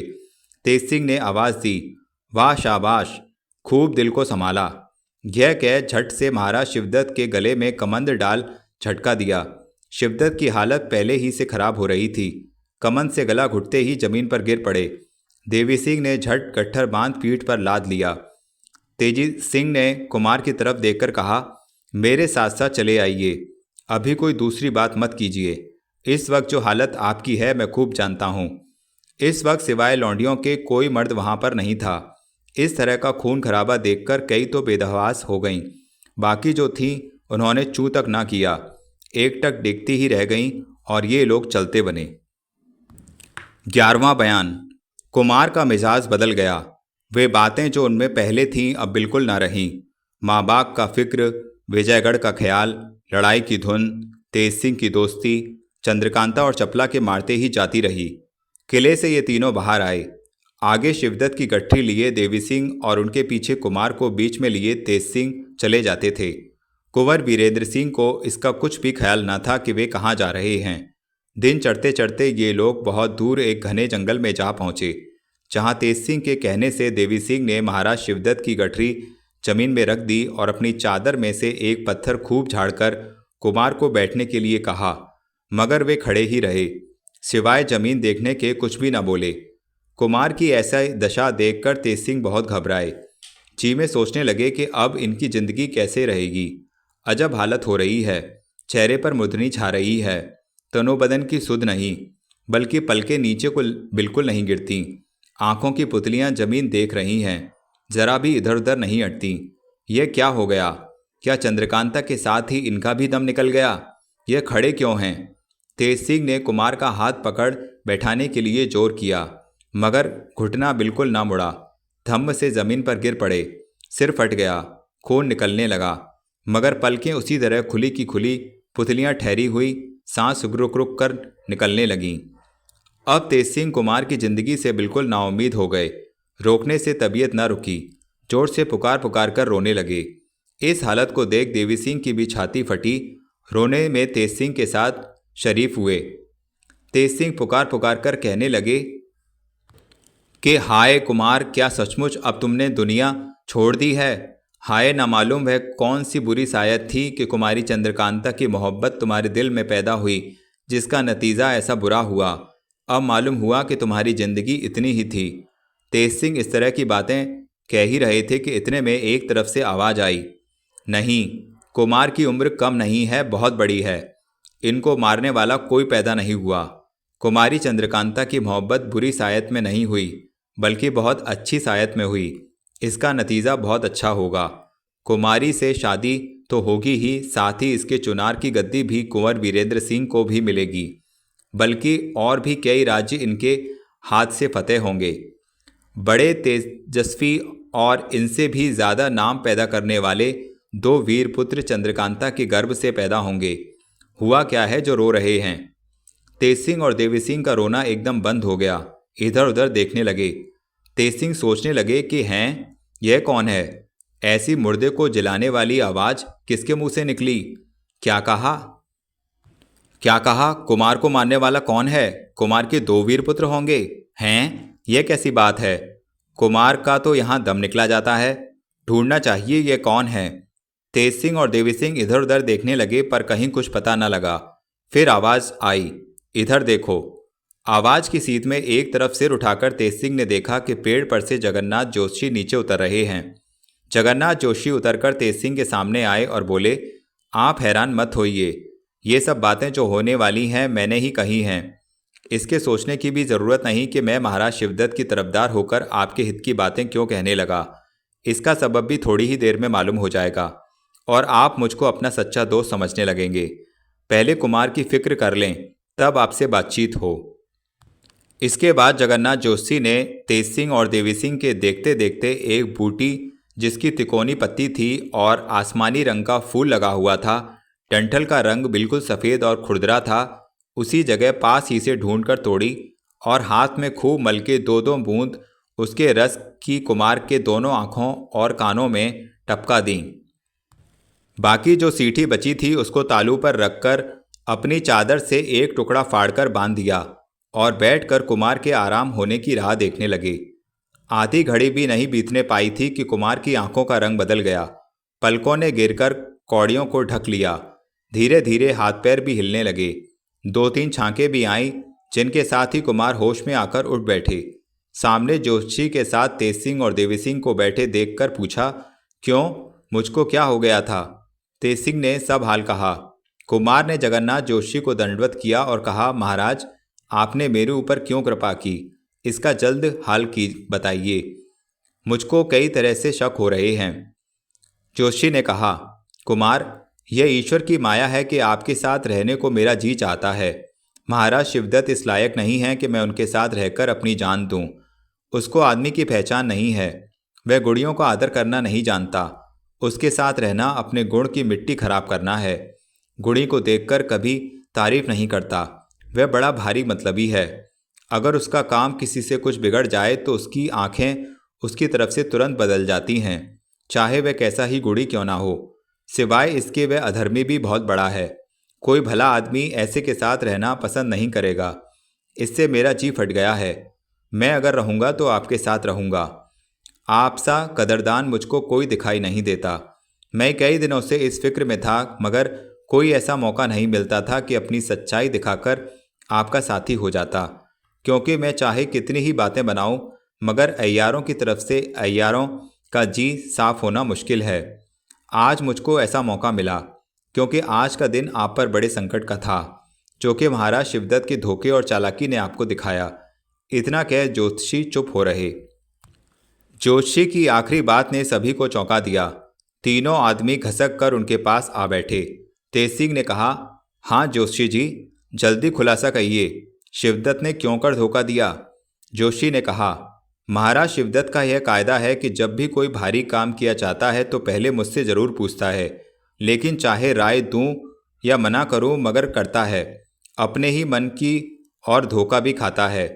कई दफ़े पंडित बद्रीनाथ भी इन्हीं बातों से रंज हो गए कि जब अपने मन की करनी है तो जोशी जी से पूछने की ज़रूरत ही क्या है। आज रात को जो चालाकी उसने आपसे की, उसके लिए भी मैंने मना किया था, मगर कुछ न माना। आखिर नतीजा यह निकला कि घसीटा सिंह और भगवान दत्त अय्यार की जान गई। इसका खुलासा हाल मैं तब कहूँगा जब आप इस बात का वादा कर लें कि मुझको अपना अय्यार या साथी बनावेंगे। जोशी की बात सुनकर कुमार ने तेज सिंह की तरफ देखा। तेज सिंह ने कहा, जोशी जी, मैं बड़ी खुशी से आपको साथ रखूँगा, परंतु आपको इससे पहले अपने साफ दिल होने की कसम खानी पड़ेगी। जोशी ने तेज सिंह के मन से शक मिटाने के लिए जनेऊ हाथ में लेकर कसम खाई। तेज सिंह ने उठ के उन्हें गले लगा लिया और बड़ी खुशी से अपने अय्यारों की पंगत में मिला लिया कुमार ने अपने गले से कीमती माला निकाल जोशी को पहना दी। जोशी जी ने कहा, अब मुझसे सुनिए कि कुमार महल में क्यों कैद किए गए थे और जो रात को खून खराबा हुआ उसका असल भेद क्या है। जब आप लोग लश्कर से कुमारी की खोज में निकले थे तो रास्ते में बद्रीनाथ अय्यार ने आपको देख लिया था।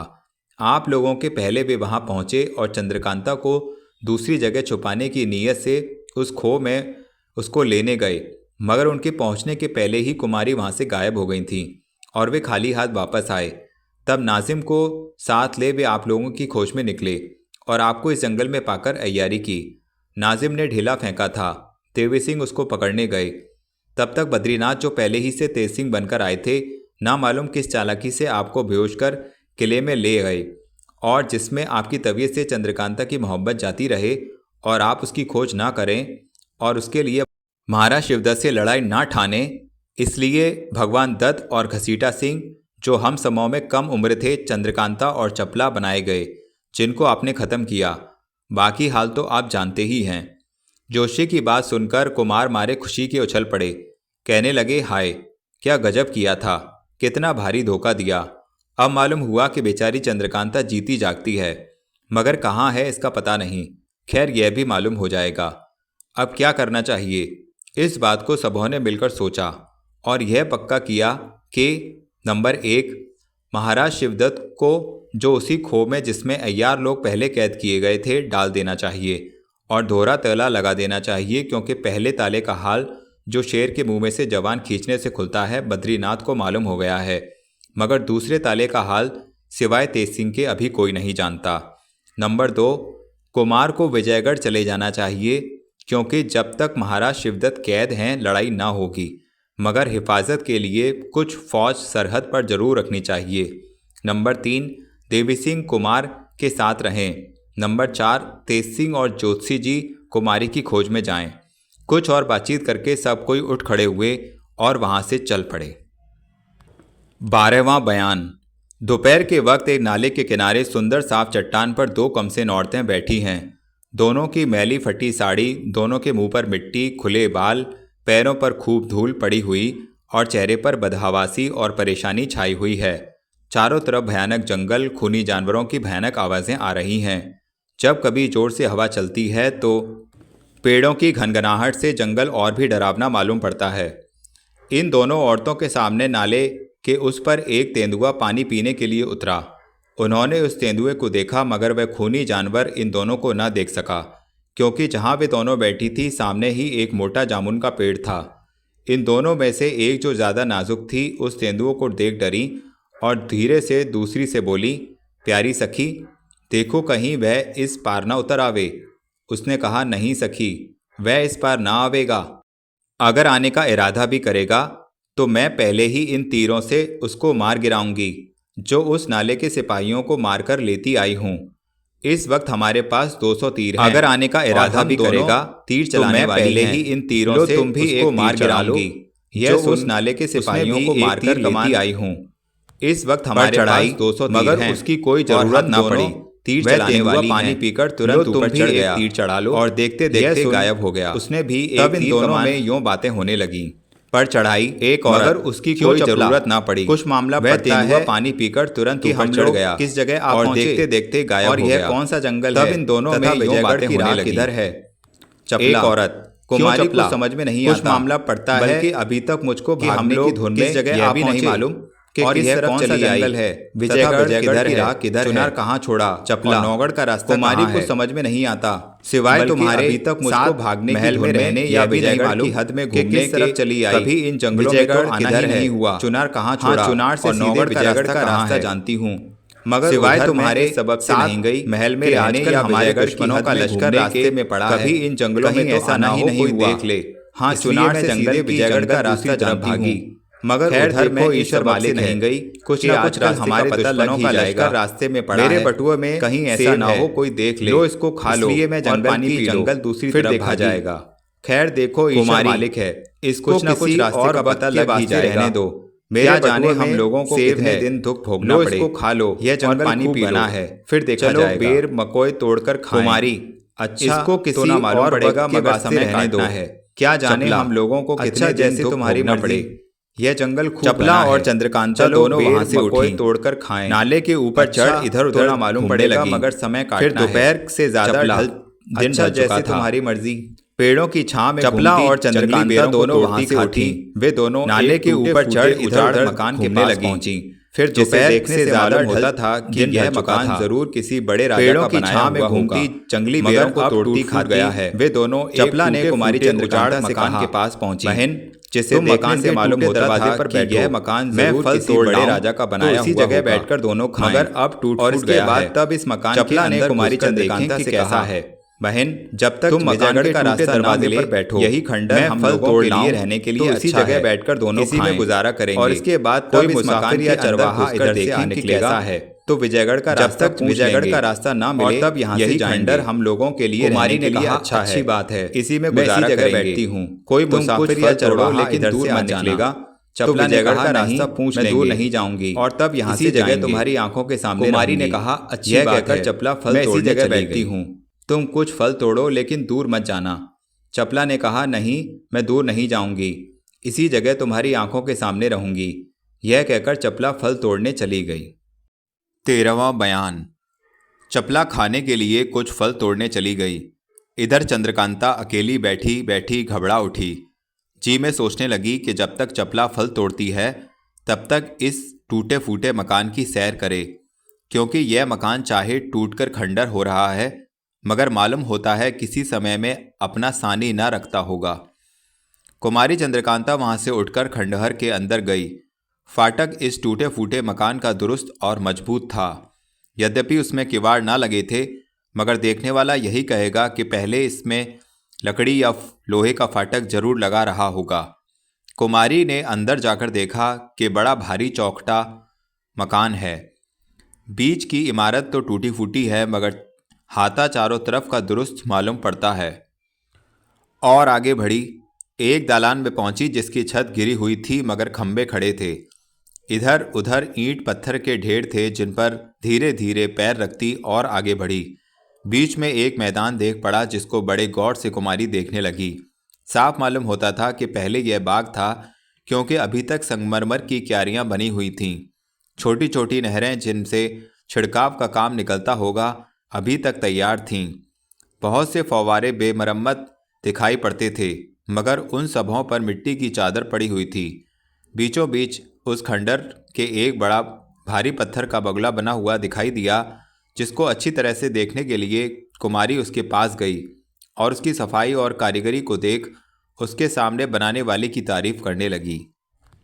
वह बगुला सफ़ेद संगमरमर का बना हुआ था और काले पत्थर के कमर बराबर ऊंचे तथा मोटे खंभे पर बैठाया गया था। टांगें उसकी दिखाई नहीं देती थीं। यह मालूम होता था कि पेट सटाकर इस पत्थर पर बैठा है। कम से कम 15 हाथ के घेरे में उसका पेट होगा। लंबी चोंच, बाल और पर उसके ऐसी कारीगरी के साथ बनाए गए थे कि बार बार उसके बनाने वाले कारीगर की तारीफ मुंह से निकलती थी। जी में आया कि और पास जाकर बगले को देखे। पास गई, मगर वहां पहुंचते ही उसने मुंह खोल दिया। चंद्रकांता यह देख घबरा गई कि यह क्या मामला है। कुछ डर भी मालूम हुआ। सामना छोड़ बगल में हो गई। अब उस बगले ने पर फैला दिए। कुमारी को चपला ने बहुत ढीठ कर दिया था। कभी कभी जब जिक्र आ जाता तो चपला यही कहती थी कि दुनिया में भूत प्रेत कोई चीज़ नहीं, जादू मंत्र सब खेल कहानी है, जो कुछ है अय्यारी है। इस बात का कुमारी को भी पूरा यकीन हो चुका था। यही सबब था कि चंद्रकांता उस बगले के मुंह खोलने और पर फैलाने से नहीं डरी। अगर किसी दूसरी ऐसी नाजुक औरत को कहीं ऐसा मौका पड़ता तो शायद उसकी जान निकल जाती। जब बगले को पर फैलाते देखा तो कुमारी उसके पीछे हो रही। बगले के पीछे की तरफ एक पत्थर जमीन में लगा था, जिस पर कुमारी ने पैर रखा ही था कि बगला एक दफ़े हिला और जल्दी से घूम अपनी चोंच से कुमारी को उठाकर निकल गया। तब घूमकर अपने ठिकाने हो गया, पर समेट लिए और मुंह बंद कर दिया। 14वां बयान। थोड़ी देर में चपला फलों से झोली भरे हुए पहुंची। देखा तो चंद्रकांता वहां नहीं है। इधर उधर निगाह दौड़ाई, कहीं नहीं। इस टूटे मकान यानी खंडर में तो नहीं गई है। यह सोचकर मकान के अंदर चली। कुमारी तो बेधड़क उस खंडर में चली गई थी, मगर चपला रुकती हुई चारों तरफ निगाह दौड़ाती और एक एक चीज तजवीज़ करती हुई चली। फाटक के अंदर घुसते ही दोनों बगल दो दालान दिखाई पड़े। ईंट पत्थर के ढेर लगे हुए, कहीं कहीं से छत टूटी हुई, मगर दीवारों पर की चित्रकारी और पत्थरों की मूर्तियां अभी तक नई मालूम पड़ती थीं। चपला ने ताज्जुब की निगाह से उन मूर्तियों को देखा। कोई भी उसमें पूरे बदन की नजर ना आई। किसी का सिर नहीं, किसी की टांग नहीं, किसी का हाथ कटा, किसी का आधा धड़ ही नहीं। सूरत भी इन मूर्तियों की अजब डरावनी थी और आगे बढ़ी। बड़े बड़े पत्थर जो मिट्टी के ढेर थे, जिसमें जंगली पेड़ लगे हुए थे, लांघती हुई मैदान में पहुंची। दूर से वह बगुला दिखाई पड़ा जिसके पेट में कुमारी पड़ चुकी थी। सब जगहों को देखना छोड़ चपला उस बगले के पास धड़धड़ाती हुई पहुंची। उसने मुंह खोल दिया। चपला को बड़ा ताज्जुब हुआ। पीछे हटी। बगले ने मुंह बंद कर लिया। सोचने लगी, अब क्या करना चाहिए। यह तो कोई बड़ी भारी अय्यारी मालूम होती है। क्या भेद है, इसका पता लगाना चाहिए। मगर पहले कुमारी को खोजना उचित है, क्योंकि यह खंडर कोई पुराना तिलिस्म मालूम होता है। कहीं ऐसा ना हो कि इसी में कुमारी फंस गई हो।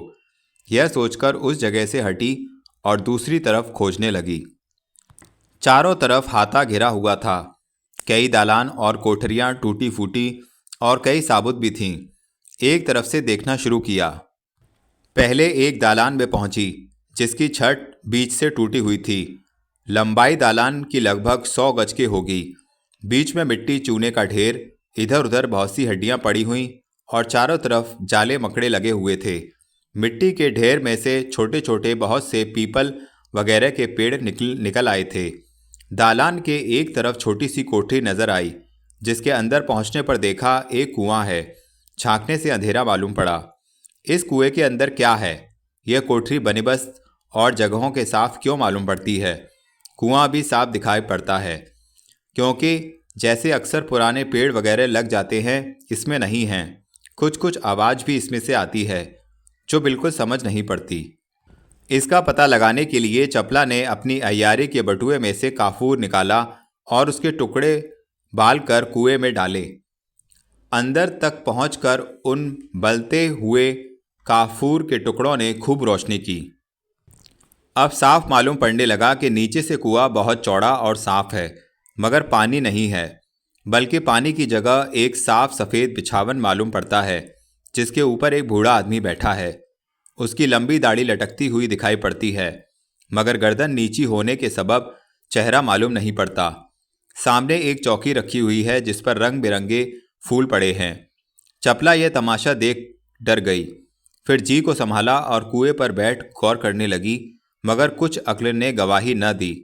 वह काफूर के टुकड़े भी बुझ गए जो कुएं के अंदर बल रहे थे, और फिर अंधेरा हो गया। उस कोठरी में से एक दूसरे दालान में जाने का रास्ता था। उस राह से चपला दूसरे दालान में पहुंची, जहां इससे भी ज्यादा जी दहलाने और डराने वाला तमाशा देखा। कूड़ा करकट, हड्डी और गंदगी में यह दालान पहले दालान से कहीं बढ़ा चढ़ा था, बल्कि एक साबुत पिंजर हड्डी का भी पड़ा हुआ था, जो शायद गधे या टट्टू का हो। उसी के बगल से लांघती हुई चपला बीचों बीच दालान में पहुंची। एक चबूतरा संगमरमर का पुरसा भर ऊंचा देखा, जिस पर चढ़ने के लिए खूबसूरत 9 सीढ़ियां बनी हुई थीं, मगर उसके ऊपर एक आदमी चौकी पर लेटा हुआ हाथ में किताब लिए कुछ पढ़ता मालूम पड़ता था, मगर ऊंचा होने के सबब साफ दिखाई न दिया।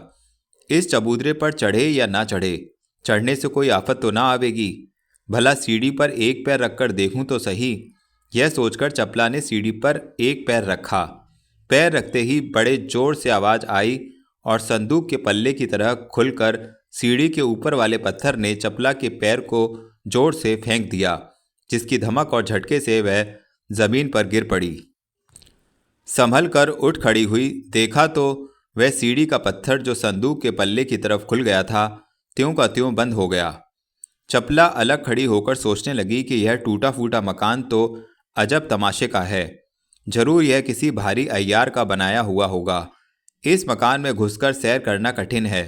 जरा चूके और जान गई। पर मुझको क्या डर, क्योंकि जान से प्यारी मेरी चंद्रकांता इसी मकान में कहीं फंसी हुई है, जिसका पता लगाना बहुत जरूरी है। चाहे जान चली जाए, मगर बिना कुमारी को लिए इस मकान से बाहर कभी न जाऊंगी।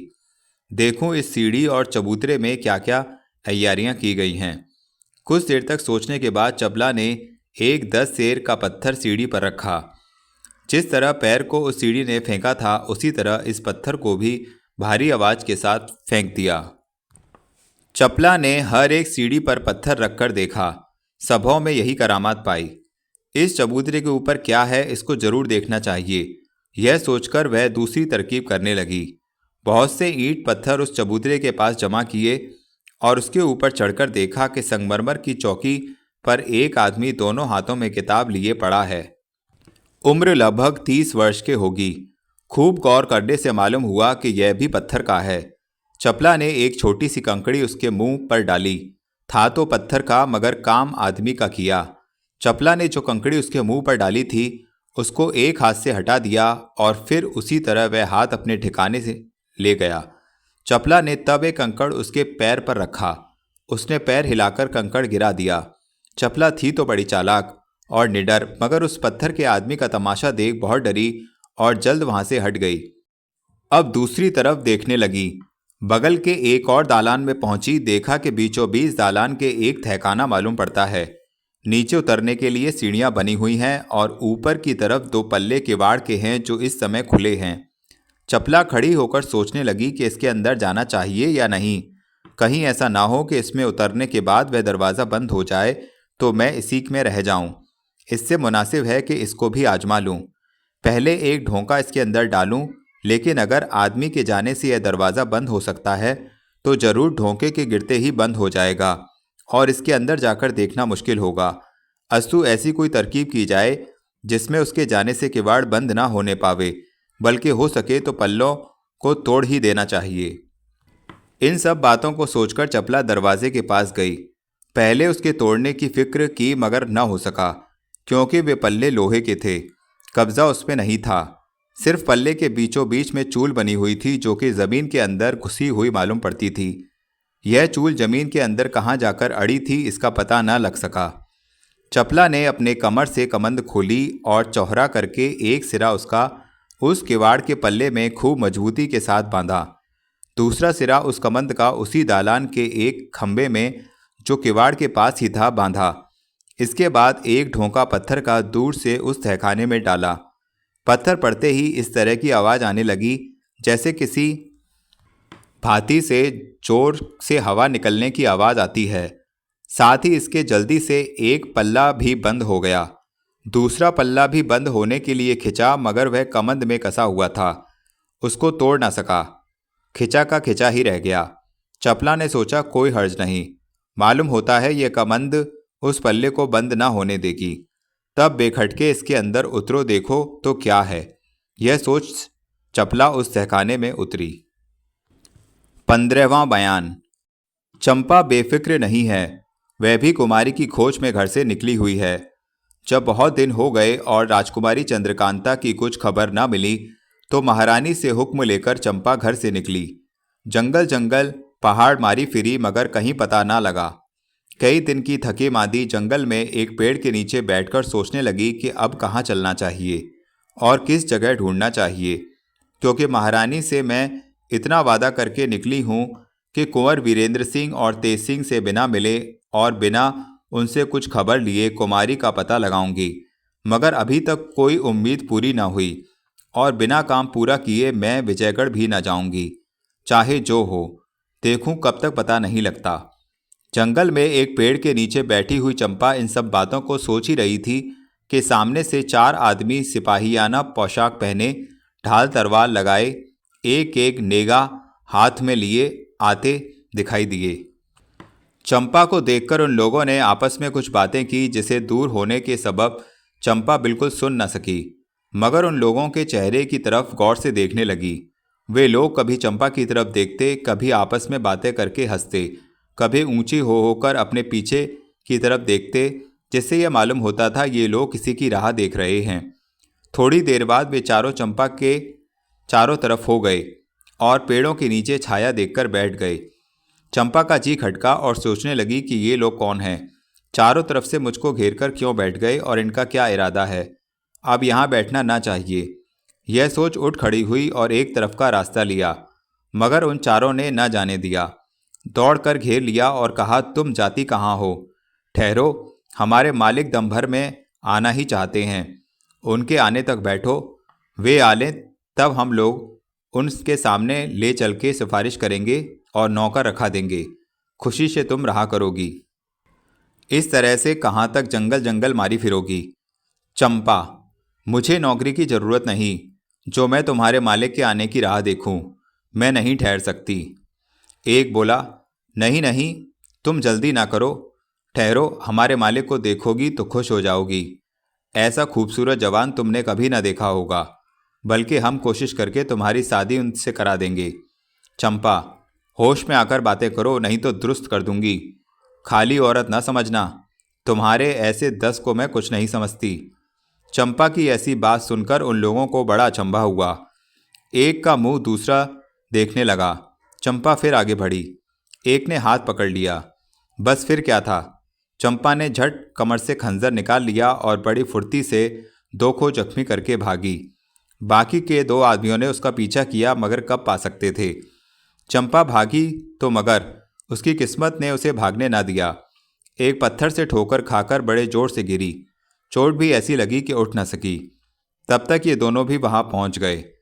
अभी उन लोगों ने कुछ कहा भी नहीं था कि सामने से एक काफिला सौदागरों का आ पहुंचा, जिसमें लगभग 200 आदमियों के होंगे। उनके आगे आगे एक बूढ़ा आदमी था, जिसकी लंबी सफ़ेद दाढ़ी, काला रंग, भूरी आंखें, उम्र लगभग 80 वर्ष के होगी। उम्दे कपड़े पहने, ढाल तलवार लगाए, बर्छी हाथ में लिए, एक बेशकीमत मुश्की घोड़े पर सवार था।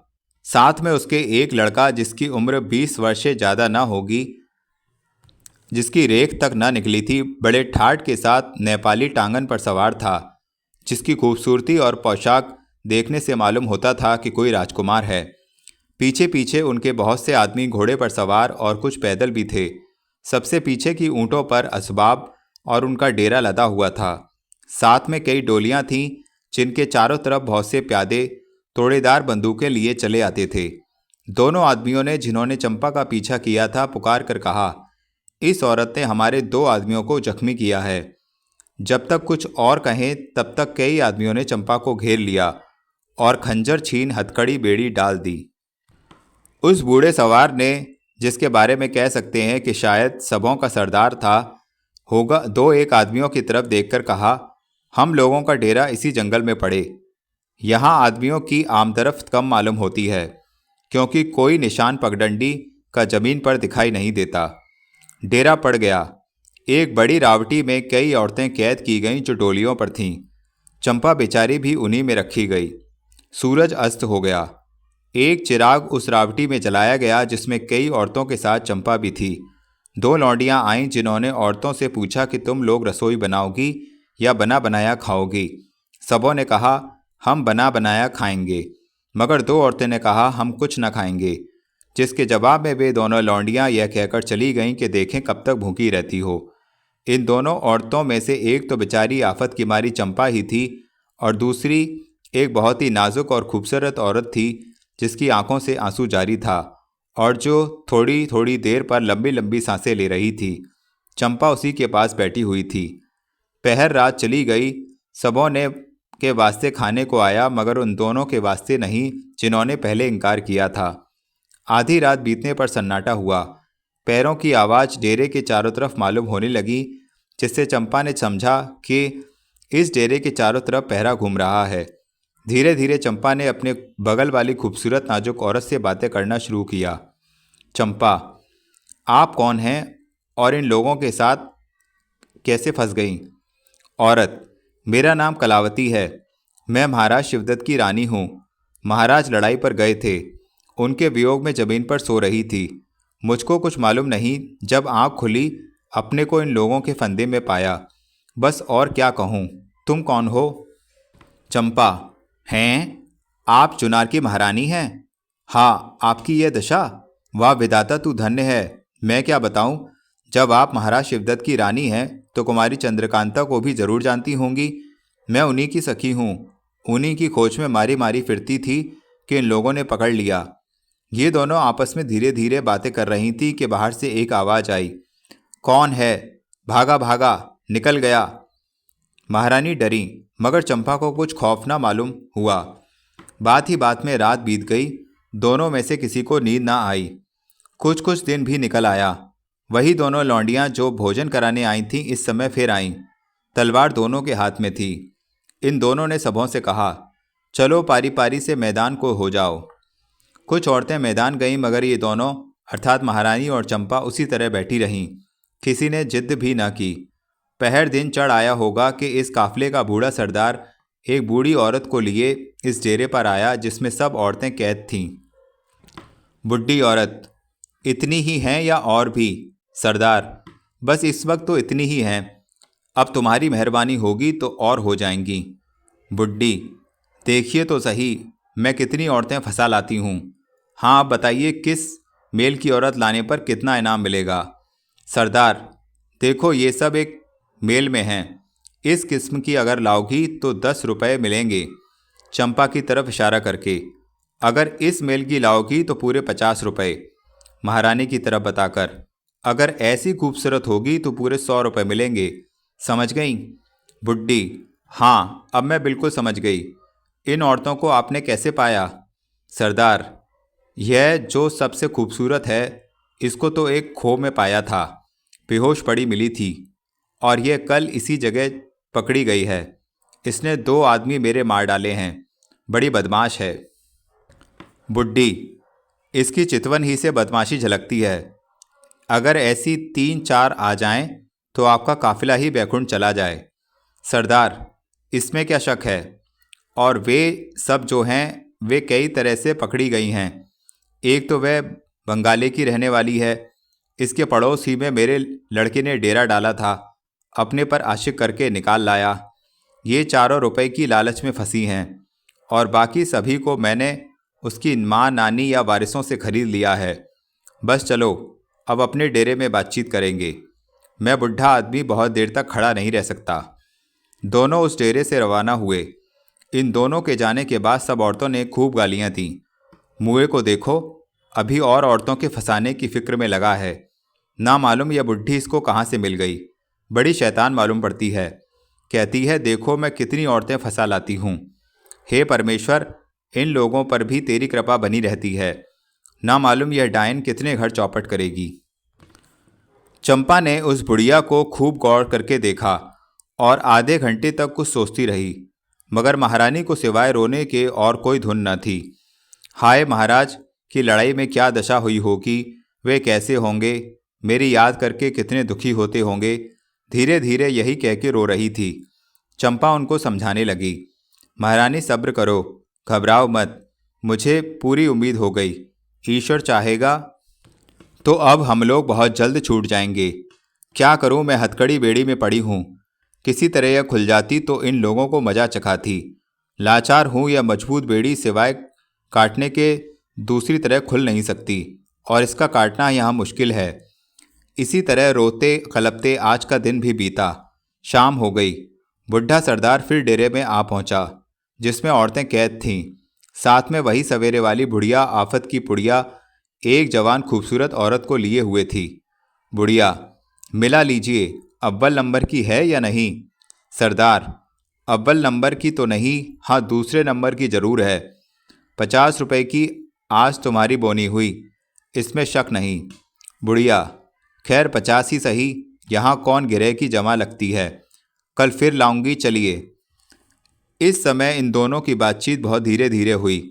किसी ने सुना नहीं, मगर ओठों के हिलने से चंपा कुछ कुछ समझ गई। यह नई औरत जो आज आई बड़ी खुश दिखाई देती थी। हाथ पैर खुले थे। तुरंत ही इसके वास्ते खाने को आया।